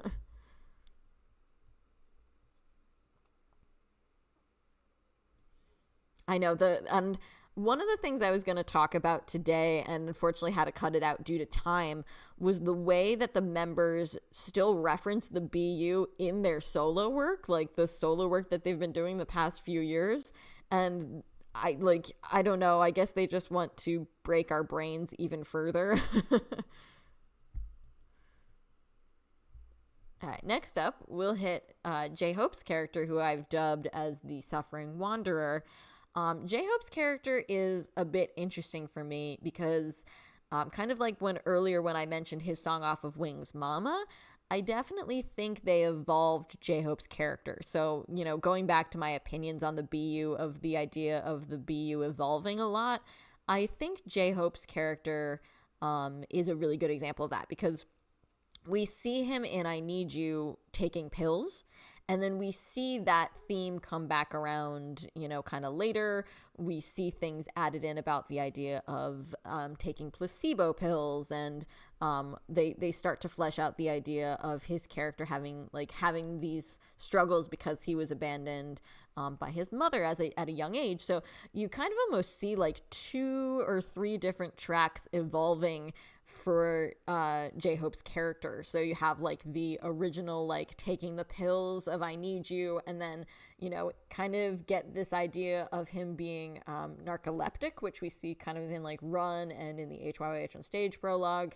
And then in the Love Yourself era, we see the idea of you can see it here in like that little black and white picture near the bottom of the screen, the idea that he was essentially abandoned by his mother as a child in an amusement park and given a candy bar. And so you can see that element of the character evolving here to the point where the candy bar is shown so much. It's shown in the Mama short film, it's shown in Fake Love, it's shown in the Fake Love teaser as he exchanges it out for this cake that he was given by the girl instead. So there's like a lot of parallel tracks to be running. Joanna, right? And that article that I mentioned earlier, Namjoon was saying that some of us get kind of close with our theories, and he's like, they're getting too smart. And it's so funny to me. That article was published in July of 2017. In August of 2017, they introduced the Smeraldo flower, and I just feel that they were like, they're getting too close. We gotta introduce something, trip them up, add another element. They like to keep us busy and out of trouble. I also wanted, let me see. So something that I found interesting, and I didn't get a chance to discuss this when I was discussing Wings, so I'll mention it briefly here. You can very briefly see, kind of talking about the different, like the pills and the medical diagnoses and stuff for J-Hope's character. Something you can see in the video for Mama is at one point they show a clip of his medical chart. He's like supposed to be shown in the hospital and being diagnosed. You can see that the chart says a few different things, one of which describes his thought process as illogical. His diagnosis is Munchausen syndrome, which is a medical condition where someone either lies that they have a condition or they induce the symptoms of the condition themselves. And then it's hard to see because the top of the chart is cut off, but it's basically like, what is the reason that the patient is here? And it's actually one of the only things in the sheet that's written in Korean, strangely enough. But if you kind of translate it, if you just put it in a translator app, it translated as the word repeatedly. So it's possible that the chart is referring to him repeatedly falling asleep and passing out and things like we see in those other videos.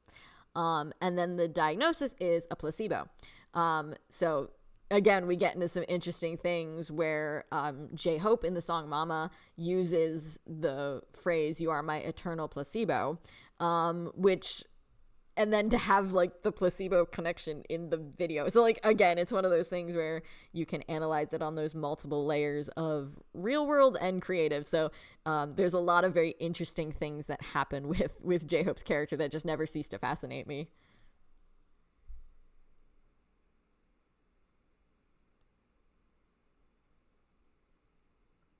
The other thing that I find really interesting, talking about like the bonds of the BU, is J-Hope's character and Jimin's character are linked. And it's very interesting to see that they also are linked by the same female character. Everybody in the BU has like that female counterpart, whether you consider them, the anima or the girlfriend or just the female counterpart, whatever you consider them. They all have one, except for the fact that J-Hope's character and Jimin's character actually are interested in the same girl. So you can see his connection there. So speaking of Jimin, we'll go to his character, the struggling empath. So he is the one who struggles and feels, and he's the one who seems to struggle the most with his emotions. He is obviously very, very, very tied to water, starting with the bathtub in I Need You and eventually jumping up to the onslaught of water, the waterfall. in the room he's in Fake Love. And then you see that bathtub image come back around in Run. You see it come back around in the different Wing short films. And it's interesting, too, that his character ends up standing out in the rain in the Love Yourself highlight reel, and that his item that he gets in Fake Love is an umbrella. So it's kind of interesting. He's always attached to water.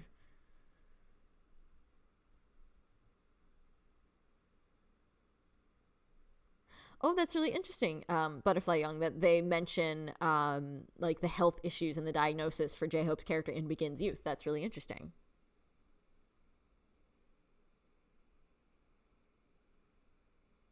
Joanna, yeah, I've been very curious about that myself, about like how the members created their stories. The reason why, where did I put this? I mentioned this in a previous live stream, but part of the reason why I came up with these character ideas and like the way of describing these characters is because I think if you look at the BU in the context of around when it was made, you can absolutely see that some of these things line up.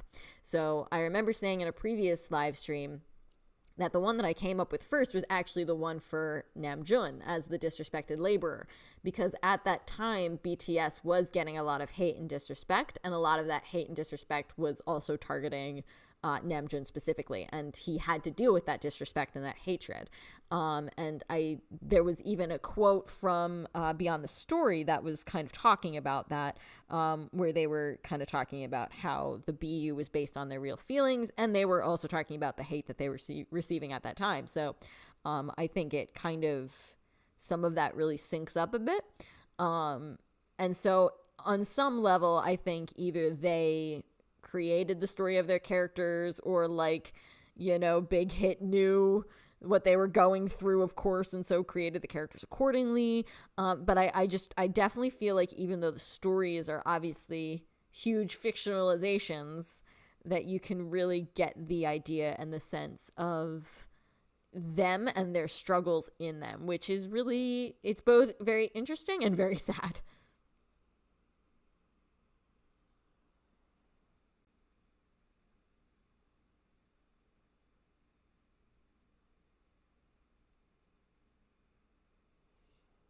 Let me go back down to Jimin's screen.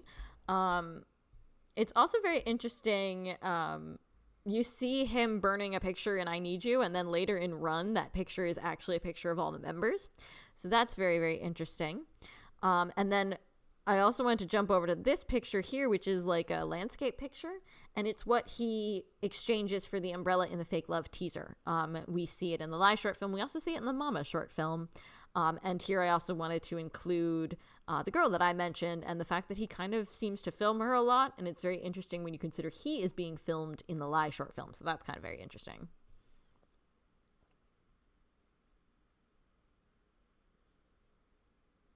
Butterfly, yeah, that kind of, I think that sounds legit to me. I think that seems very, very plausible that like they knew their backstories at the beginning, and then like, like the webtoon and some other things, maybe the plot details unfolded a little bit. But yeah, I definitely think the start of the BU, the core is definitely them and their feelings. And T-Style, I agree, it is very haunting when you consider those connections.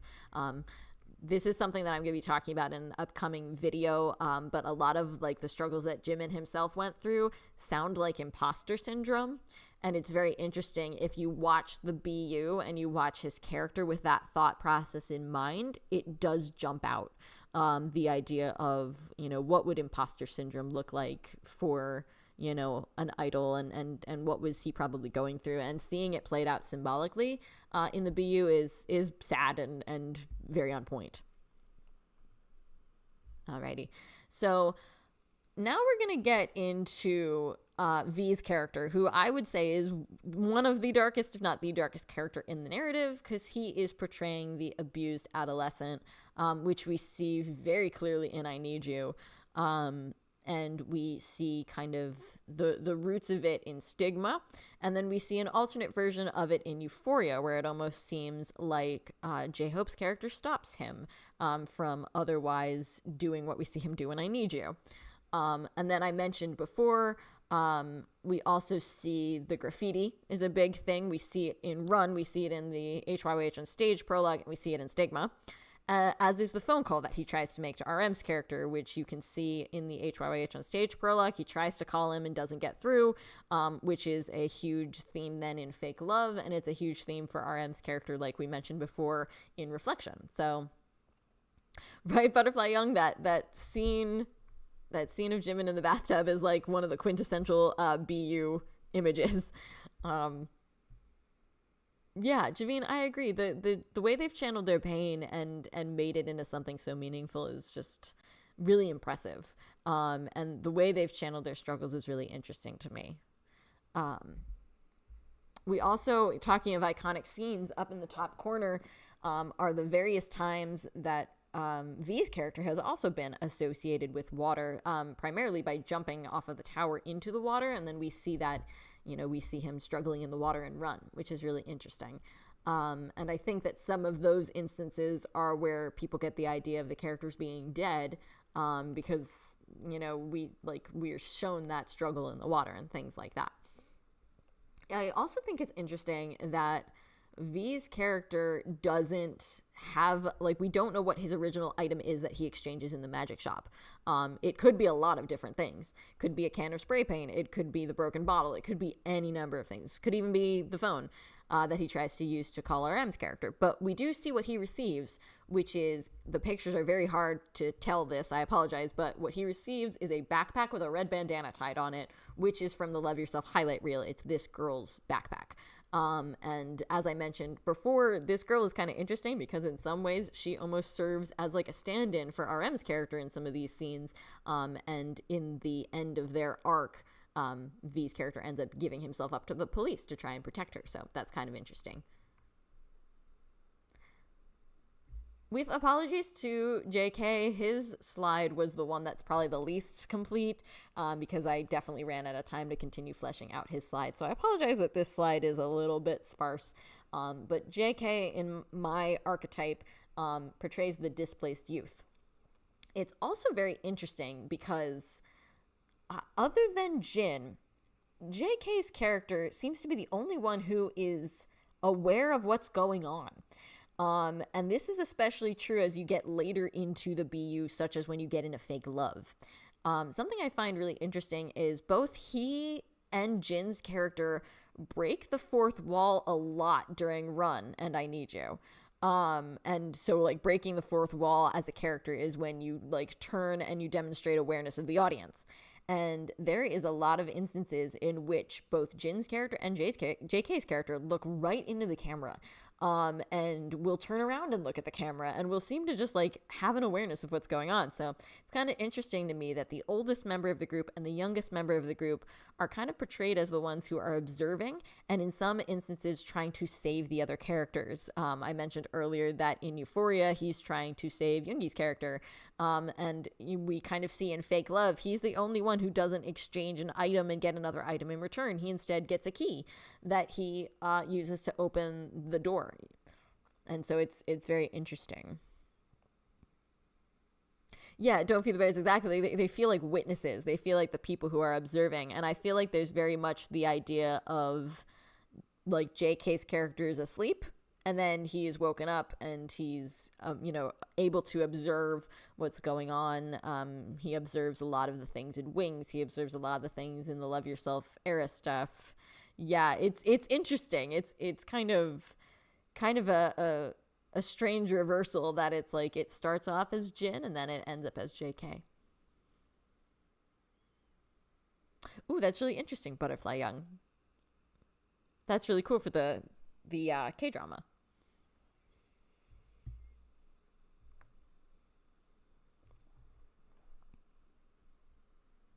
So jumping back into the iceberg briefly. So with kind of those graphics that I made for each of the members, we have talked a lot about Run and I Need You, the HYYH prologue film, the Love Yourself highlight reel. We've, even some of the Japanese videos, we've jumped into a lot of that, but I do want to jump in as well to some things that I didn't otherwise get to talk about. So you'll see I have up in the corner what layer of the iceberg I put this on. So let's talk a bit about the HYYH series and its themes. I have that "Youth is never coming back" quote from the Japanese version of Run. Another quote that I think is really interesting from the regular version of Run that I think really gets to the core of HYYH and its themes, especially Run and I Need You, is another thing that's spray painted on the wall kind of early on, and it says, "Wasted youth, enter the void," which I think is really, really interesting. Ooh, Javine, yeah, I like that. Like, JK's character represents the persona. I definitely think there's something to be said there. And T-Style, yeah, and I apologize. I know I'm going through this really fast. I know I had a lot of slides to get through today. It is, of course, my hope to eventually do videos on all of these topics where I can talk a little bit more in depth. So this is like the Cliff Notes version, and I apologize for going through everything really, really fast. But I hope you guys watch it again later and maybe watch some of the videos in between. If you're on my Discord server and you'd like me to share any of these slides like as images that you can review later, I gladly will. I can also share my some of the research that I used. I can put that on Discord and I can put it in the comment section of this video when it goes back up online, so you can see some of the sources that I've been using too. So definitely willing to do that if you guys are interested. Oh, that's really interesting, Javine, that he kind of learns about the time traveling. I definitely could understand that when you look at the videos. It definitely seems like he gets clued in. Oh, yeah, Butterfly Young, definitely. I definitely get the impression, because it's really interesting to me as well in the Euphoria video, that V's character seems like he's aware that things aren't right. Hang on, let me go back up. Where is it? So I have this picture on the top of V's screen where I have like all of the images of him jumping in. There's this pink one, which is actually Jin goes up on the tower. Jin's character goes up there in Euphoria. And V's character is looking up at him and does like a double take, like, wait a minute, that's not right. And so he almost seems like he is demonstrating an awareness of, I don't think this is how it's supposed to be. So that's kind of interesting as well, that he kind of seems to be also aware of what's going on in a way that's actually quite fascinating. So I have a few quotes here on the slide, returning to the slide about HYYH and its themes. I have a few quotes here, all of which are from RM, most of which are during speeches from the Red Bullet tour. And I think that these quotes all kind of really speak to the themes of HYYH really, really well. And I think, obviously, they were young and talking about youth, so they're specifically talking about being a young person. But I think that these quotes can actually apply to people of all ages. And I think that's part of why HYYH and the BU have such staying powers. I think they evolved out of the idea of just being about youth and young people. And I think they evolved into something much deeper. So I'll just read his quotes out here. Keep in mind that these are separate quotes, but I just kind of put them all together because they're all very, very similar. So, adults compare the current society to when they were young. They imply that we young people have no motivation. They blame everything on us. And I was also frustrated as a young person in today's society. We don't lose our dreams because we want to give up. We don't go after dreams knowing we'll give up. That's why we made the most beautiful moment in life. So many young people are suffering, trying to get a job, or sacrificing a lot, like in my lyrics. I think it's always on our minds, but truthfully, happiness is not something that you have to achieve. You can still feel happy during the process of achieving something. If you can accept that these hard times are part of beautiful moments, I think you can truly understand the most beautiful moment in life and will be very proud of you, Army. We are all born with a galaxy in our hearts, but there are people who will never know this until they die, regardless of how they lived or died. But no matter how rich or famous or successful a person is, if they don't know that, then their life can never be beautiful. When you listen to the most beautiful moment in life, I hope you find a flower blooming in your heart or even a galaxy and feel comforted by our music. And I think that's very meaningful when you consider the image of I Need You of the flower blooming over Jin's heart. And then the last quote here is actually something that RM was discussing while talking about fire. So in HYYH, we've discussed different aspects of youth. Firstly, the instability of youth, then about how being young means running forward nevertheless. So to that end, here are a few symbols and motifs of the BU, and these are just the most obvious in-your-face ones. These aren't even some of the smaller ones. So you see a lot of flowers and butterflies in the BU, which I think really nicely represent fleeting, beautiful things such as youth and happy moments. You see the truck that they're in that's become iconic. You see the sea. The ocean and the desert became a big theme in BTS's work, especially as they moved for like the Love Yourself series. So it's very interesting that the idea of the sea as a theme actually started here in the BU. Of course, youth is the biggest symbol of the BU and all of that, but my personal favorite one, which is why it's sparkly, is liminality / liminal space and the fear and uncertainty and anxiety in there. And if you haven't seen my liminal space video, I talk about it there. Hooray! Self plug there. I'm glad you guys enjoyed the quotes from Namjoon. I'm always very sad when some of those quotes seem to get like pushed aside or lost, and so some of those quotes are very important. So I thought that those were absolutely essential to understanding the BU. They're just perfect. So I'm glad you guys enjoyed them. That's very true, Sony. The ocean and the desert are showcased in Yet to Come. Also, some of you might have noticed, go back up thing, that picture of JK's character doing kind of like putting his hand up to his eye to almost be like a telescope. He recreates that in Yet to Come as well. So we have a lot. And he also kind of recreates on the upper section of this picture the multiple instances in which his character is walking with his arms outstretched. He recreates that as well. Thank you, Butterfly. I hope you like my liminal space video. I'm very proud of that one. I had a lot of fun making that one. Liminality is so big in the BU, and the idea of transition and change and uncertainty, and you're not a child, but you're not an adult, and you don't know what to do. It's so central to the themes of the BU, and it's really just a fascinating topic. I'm so fascinated by it, and so I think it's definitely worth kind of exploring that topic. So something else on the third section of the iceberg is the bonds of the BU, which I had mentioned before, and I had shown you the slide already. But like I said, the pink is everything, all the bonds that we see in HYYH. The black is what we see in Wings. The red arrow that connects V's character to Jin's character is because of Blood, Sweat, and Tears. And then I put the blue one in there because of what we were discussing with JK's character and Jin's character in Fake Love, and like how they kind of seem weirdly connected. They're even kind of shown to be together in the choreography. The choreography of Fake Love is very interesting, where it ends with their hands both kind of extended upwards, and then JK's hand pulls away and Jin's left there by himself. So that's very interesting. And because this is a little bit of a jumble, I'll actually, say the bonds aloud because there's a lot of arrows going on. But within the original early BU concept, the early HYYH stuff, RM's character and V's character are connected. J-Hope's character and Jimin's character are connected. Yoongi's character and JK's character are connected. And then Jin's kind of connected to all of them, but is also kind of that wanderer. In Wings, specifically in Blood, Sweat, and Tears, we see it shift to RM and JK, J-Hope and V, Suga and Jimin, and then Jin is still kind of alone. And other than that instance in which V's character kind of covers his eyes and reveals the statue to him, which is interesting because one of the things I have on the iceberg is the idea of the change in the BU, or I'm sorry, the change in Blood, Sweat, and Tears music video.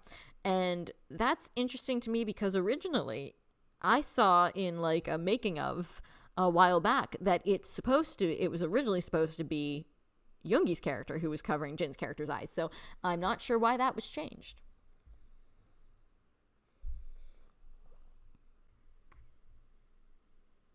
Some other stuff, we're jumping down. Actually, I'm sorry, these are out of order. Give me 1 second to fix that because we still have to talk about Danger. So Danger, the music video for Danger is also on my third level. So it's interesting. Anything that's in the BU tends to have the words in the description, BU content certified by Big Hit Entertainment. Now, some of the early videos don't have it because they didn't really know there was going to be a whole BU concept yet, so they didn't mark it. But the weird thing is, Danger is never really Because Yoongi was too short. As somebody who is also short, I relate to that. And so if it was just changed based on that alone, it does make me wonder if that was supposed to be like a deliberate change, or if it was just like the director going, this is not going to work. But it is interesting when you think then that it creates a new connection between V's character and Jin's character. And so it's very... That also sounds like Yoongi, that Yoongi would not be able to stop laughing. And it actually works then, because you still have Yoongi's character playing the organ, which is kind of very interesting. So I think it worked out. I think it was a good change. But anyway, circling back to Danger. Danger's music video is usually never included as part of the BU. Like, if you look up a list of BU related information, you don't really see Danger, which makes sense because a lot of Danger is kind of just, you know, the choreography. It's kind of just vibes, kind of just like their young teen angst. So it makes sense that it's not, that it's in the school era and not in HYYH. But there is a very weird instance in which a scene from the Danger music video is lifted shot for shot and put into the Stigma short film. Now, normally, I would think that that is just they liked the shot and they decided to take it for Stigma. Cool. But there's also an image in Danger of RM's character tattooing his own arm, which is also in reflection.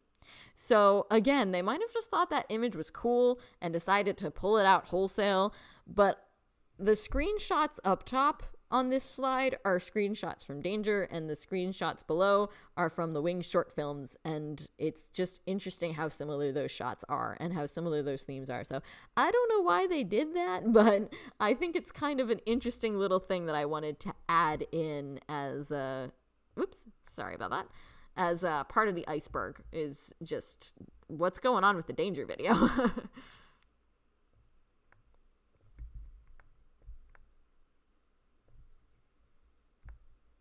So next up, I do want to talk, we're jumping down into level 4, and we're talking about the Smeralda flower. I don't have a lot of stuff invested and researched into the flower. This is just the basic stuff. So the Smeralda flower is a fictional flower. It's first seen in the Love Yourself era of the BU, as you can see from the picture of Jin there. And it represents a truth that cannot be expressed. So naturally, it's also referenced lyrically in the song The Truth Untold off of Love Yourself Tear. The line in that song is, I want to hold the hand that picks the blue flowers. And the Smeralda flowers are very, like, iconically blue. And then the Smeralda flower even shows up in later BTS work, notably in Jimin's solo song, Smeralda Garden Marching Band, from his album Muse. So that's a very interesting little element that they made this fictional flower and gave it like a fictional meaning, and had it represent all of this stuff. And then it kind of comes back around in different ways. So I definitely wanted to include that. There is also all of this other media related to the Smeralda flower, like a blog and things on Twitter and different things that were introduced. And I put that on level 5 because that is a lot. You know, you're getting into even more stuff and blogs and Twitter posts and things like that, just to uncover about this fictional flower. So definitely a deeper dive there. Javine, yeah, we've talked about that like on Discord and stuff a lot, and I think a lot of us do tend to come down on the idea that they will include at least something. I'm very interested to see what, but like you said, those elements are very universal, those themes are very universal, so I would love to see that continue.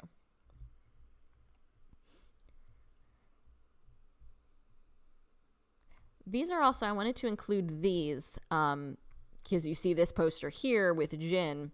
These are all part of a larger series of posters, which you can see often reference the things that happen in the Love Yourself highlight reel, and you can see a lot of those things kind of portrayed out. You can see the bonds of the BU are still present and things like that. So those posters can still be found on Twitter, but I put them here because they can be a little difficult to find.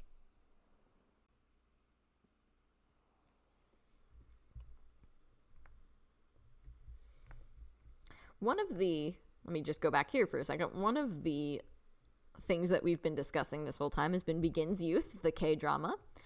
So the interesting thing about Begins Youth, the K-drama, is all of the characters have different names. I believe that this was because ARMY was worried that regular people would mistake BTS, the real people, for BTS, the characters. So they changed the names of the BTS characters into these other names. But not only do the characters share the BTS members' surnames, but they also share their names with the characters BTS designed for their other webtoon, which is not associated with the BU. And those characters were designed and named by BTS. And so it's very interesting that they borrowed those names in order to have them be the names for the characters in Begins Youth.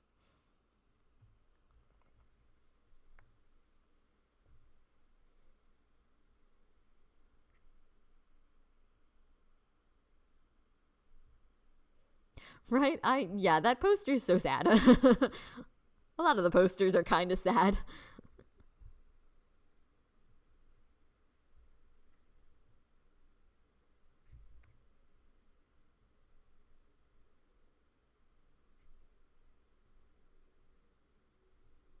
And I'm just kind of, while we're talking, I'm also looking to see if there was any other stuff that I wanted to discuss that I had to leave on the cutting room floor for the sake of time. So I'm just like going back into where I designed all the graphics to make sure there's not anything important that I want to discuss.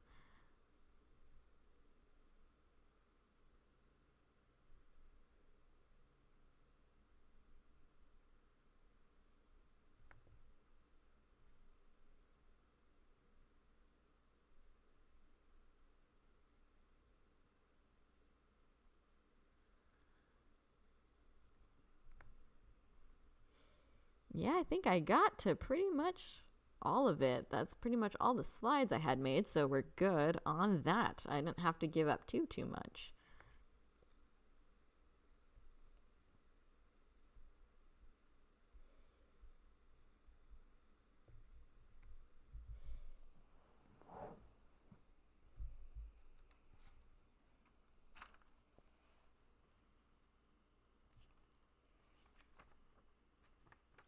So that, like I said, that's pretty much all of the slides that I've made. I took a lot of notes about the music videos, so many notes that we definitely will not be able to get to today, especially with my slightly delayed start. So, I'll save those for a future video or like a future time when we discuss these things. I do apologize. This 2 hours went by lightning fast, and I do apologize for my delay in the beginning because we could have had a little bit more time to talk about it. And so I apologize for having to rush through everything the way I did. I know that was like literally a 2-hour block of me just talking nonstop without a break. I am so sorry for that. But did you guys have anything else that you wanted to add? Any other connections? Any other things you're thinking about?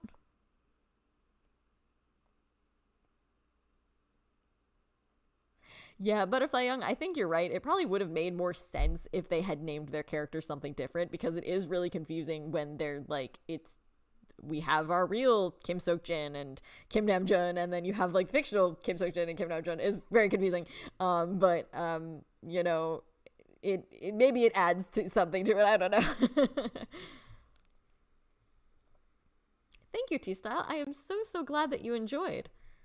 There's so much more I could have gone into today, but definitely wanted to just kind of, like I said earlier, just kind of keep it basic, keep it fun, and just kind of dive deep. I didn't want to say that I was like summarizing the BU or demystifying it or uncoding, decoding it, because I just wanted to have like a fun conversation with you all today and really get into, the fun nitty gritty stuff. And we'll definitely be unpacking the BU more on the channel, so don't worry about that. But I'm so glad you guys had fun. Thank you so much. Javine, yeah, I know they always like to say that they're so old, blah, blah, blah. They're like, most of the members of BTS are the same age as I am, so I'm like, you guys need to stop. Thank you so much. I'm so glad you all enjoyed.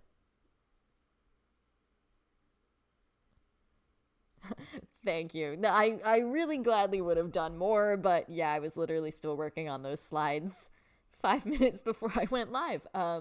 Literally was like, okay, I gotta call it here. I just gotta, it is what it is, and quit out and shoved all the slides in here and was like, okay, here we go.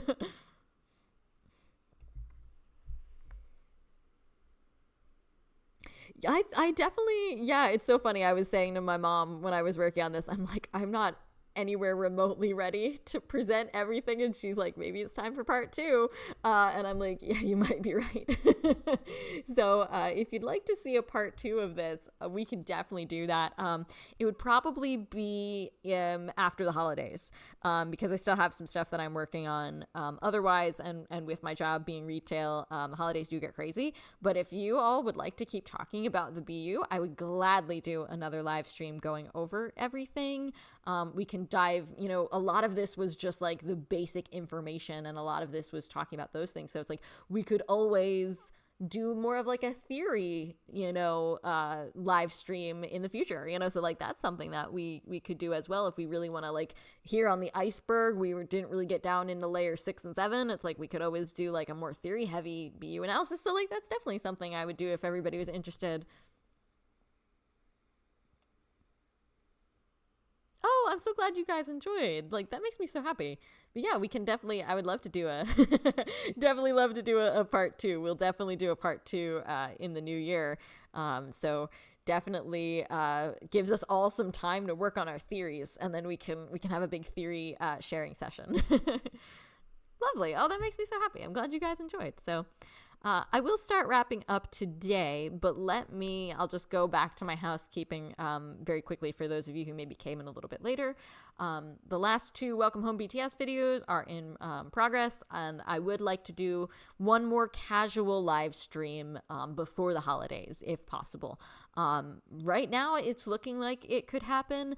My Sundays are pretty open right now, so I'm thinking I could probably do it, like, let me see when next week I'm going to be unavailable, but like the 7th, looks like December 7th, I'm as of right now not working.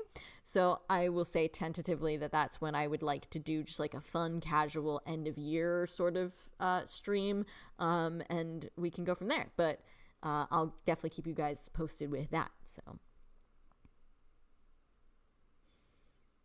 and like I said, I'll add some links and things to right, we could talk about BTS forever. I'll definitely add some links to the comments. I'll pin a comment for this when it goes up on the channel, so that you all can see some of the links that I was using. And anybody who's on my Discord, if you'd like me to post anything there, let me know. So if you guys have any other like final thoughts or questions or anything like that, do please let me know. But otherwise, that's pretty much all I have for you today.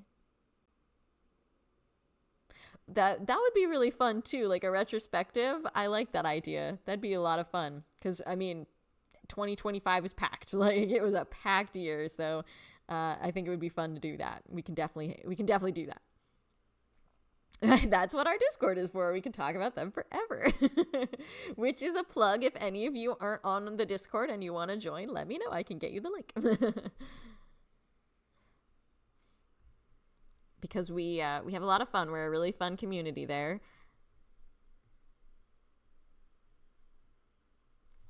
Yeah, Joanna, I'm not sure. I remember him saying that, and it's just like I don't know what they have planned. They're so sneaky sometimes. It's like, what are you guys working on?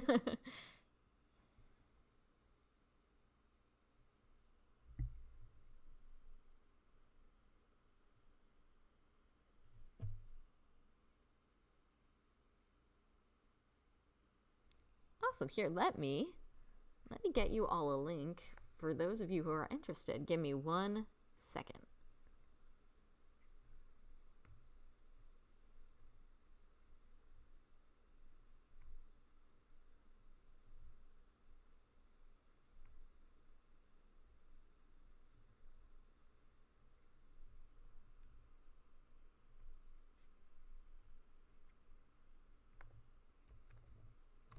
All right, so that should be a link to be able to join the Discord server if you're interested. It's a very small community there. We have a lot of fun. You know, I like keeping it kind of like a small, nice, you know, respectful community. So we have a blast there. We talk about BTS news and updates. We talk about theories. If you're interested in like my upcoming videos or anything like that, that's a lot of times where I post links. People on the Discord server, I asked them what they wanted to hear about the BU today, so they helped me kind of influence the direction of this. So, you know, you can get my get part of my opinions and analysis and help influence them. So you're so welcome. I hope to see you there. We have a lot of fun.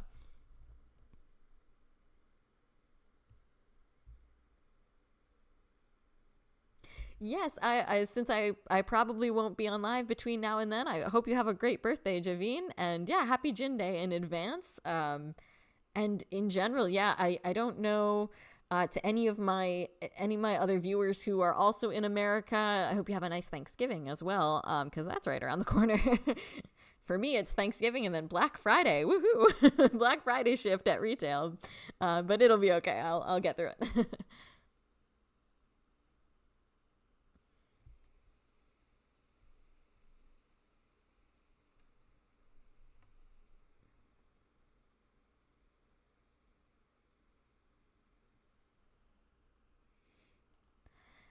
So, yes, we will start wrapping things up here, but I hope to see you all again really soon. Hope to see some of you on Discord if that's your thing and you're interested in joining us. But otherwise, thank you so much for being here with me today. Thank you for your patience as I got everything started, and thank you for your amazing observations on the BU. It's so fun to be able to unpack this both with Army who are a little bit more familiar with it, who have been around for a while, and who are a little bit newer Army. It was a lot of fun to unpack everything with all of you. I really, really appreciate it, and I appreciate all your support in general. Thank you for always making the channel a really cool, really fun place, and thank you all so much for continuing supporting me. I really love and appreciate you guys.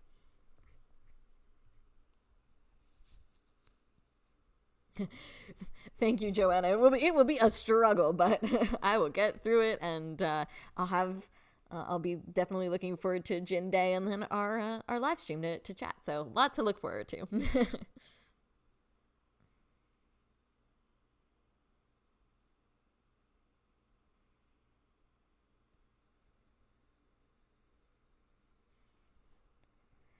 So I hope you guys have a great rest of your day, a great rest of your week in general, and I will see you again very soon. Thank you so much for all your comments. Bye, Hitchhiker Hobbit. Thanks for being here. I'll see you on Discord.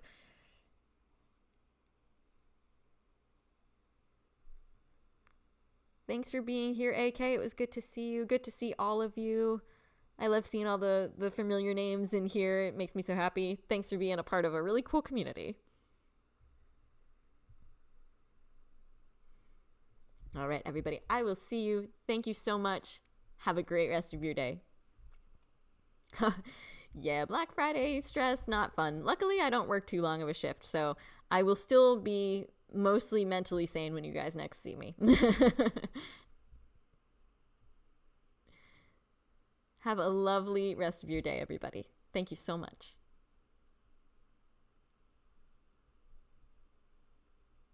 Bye-bye.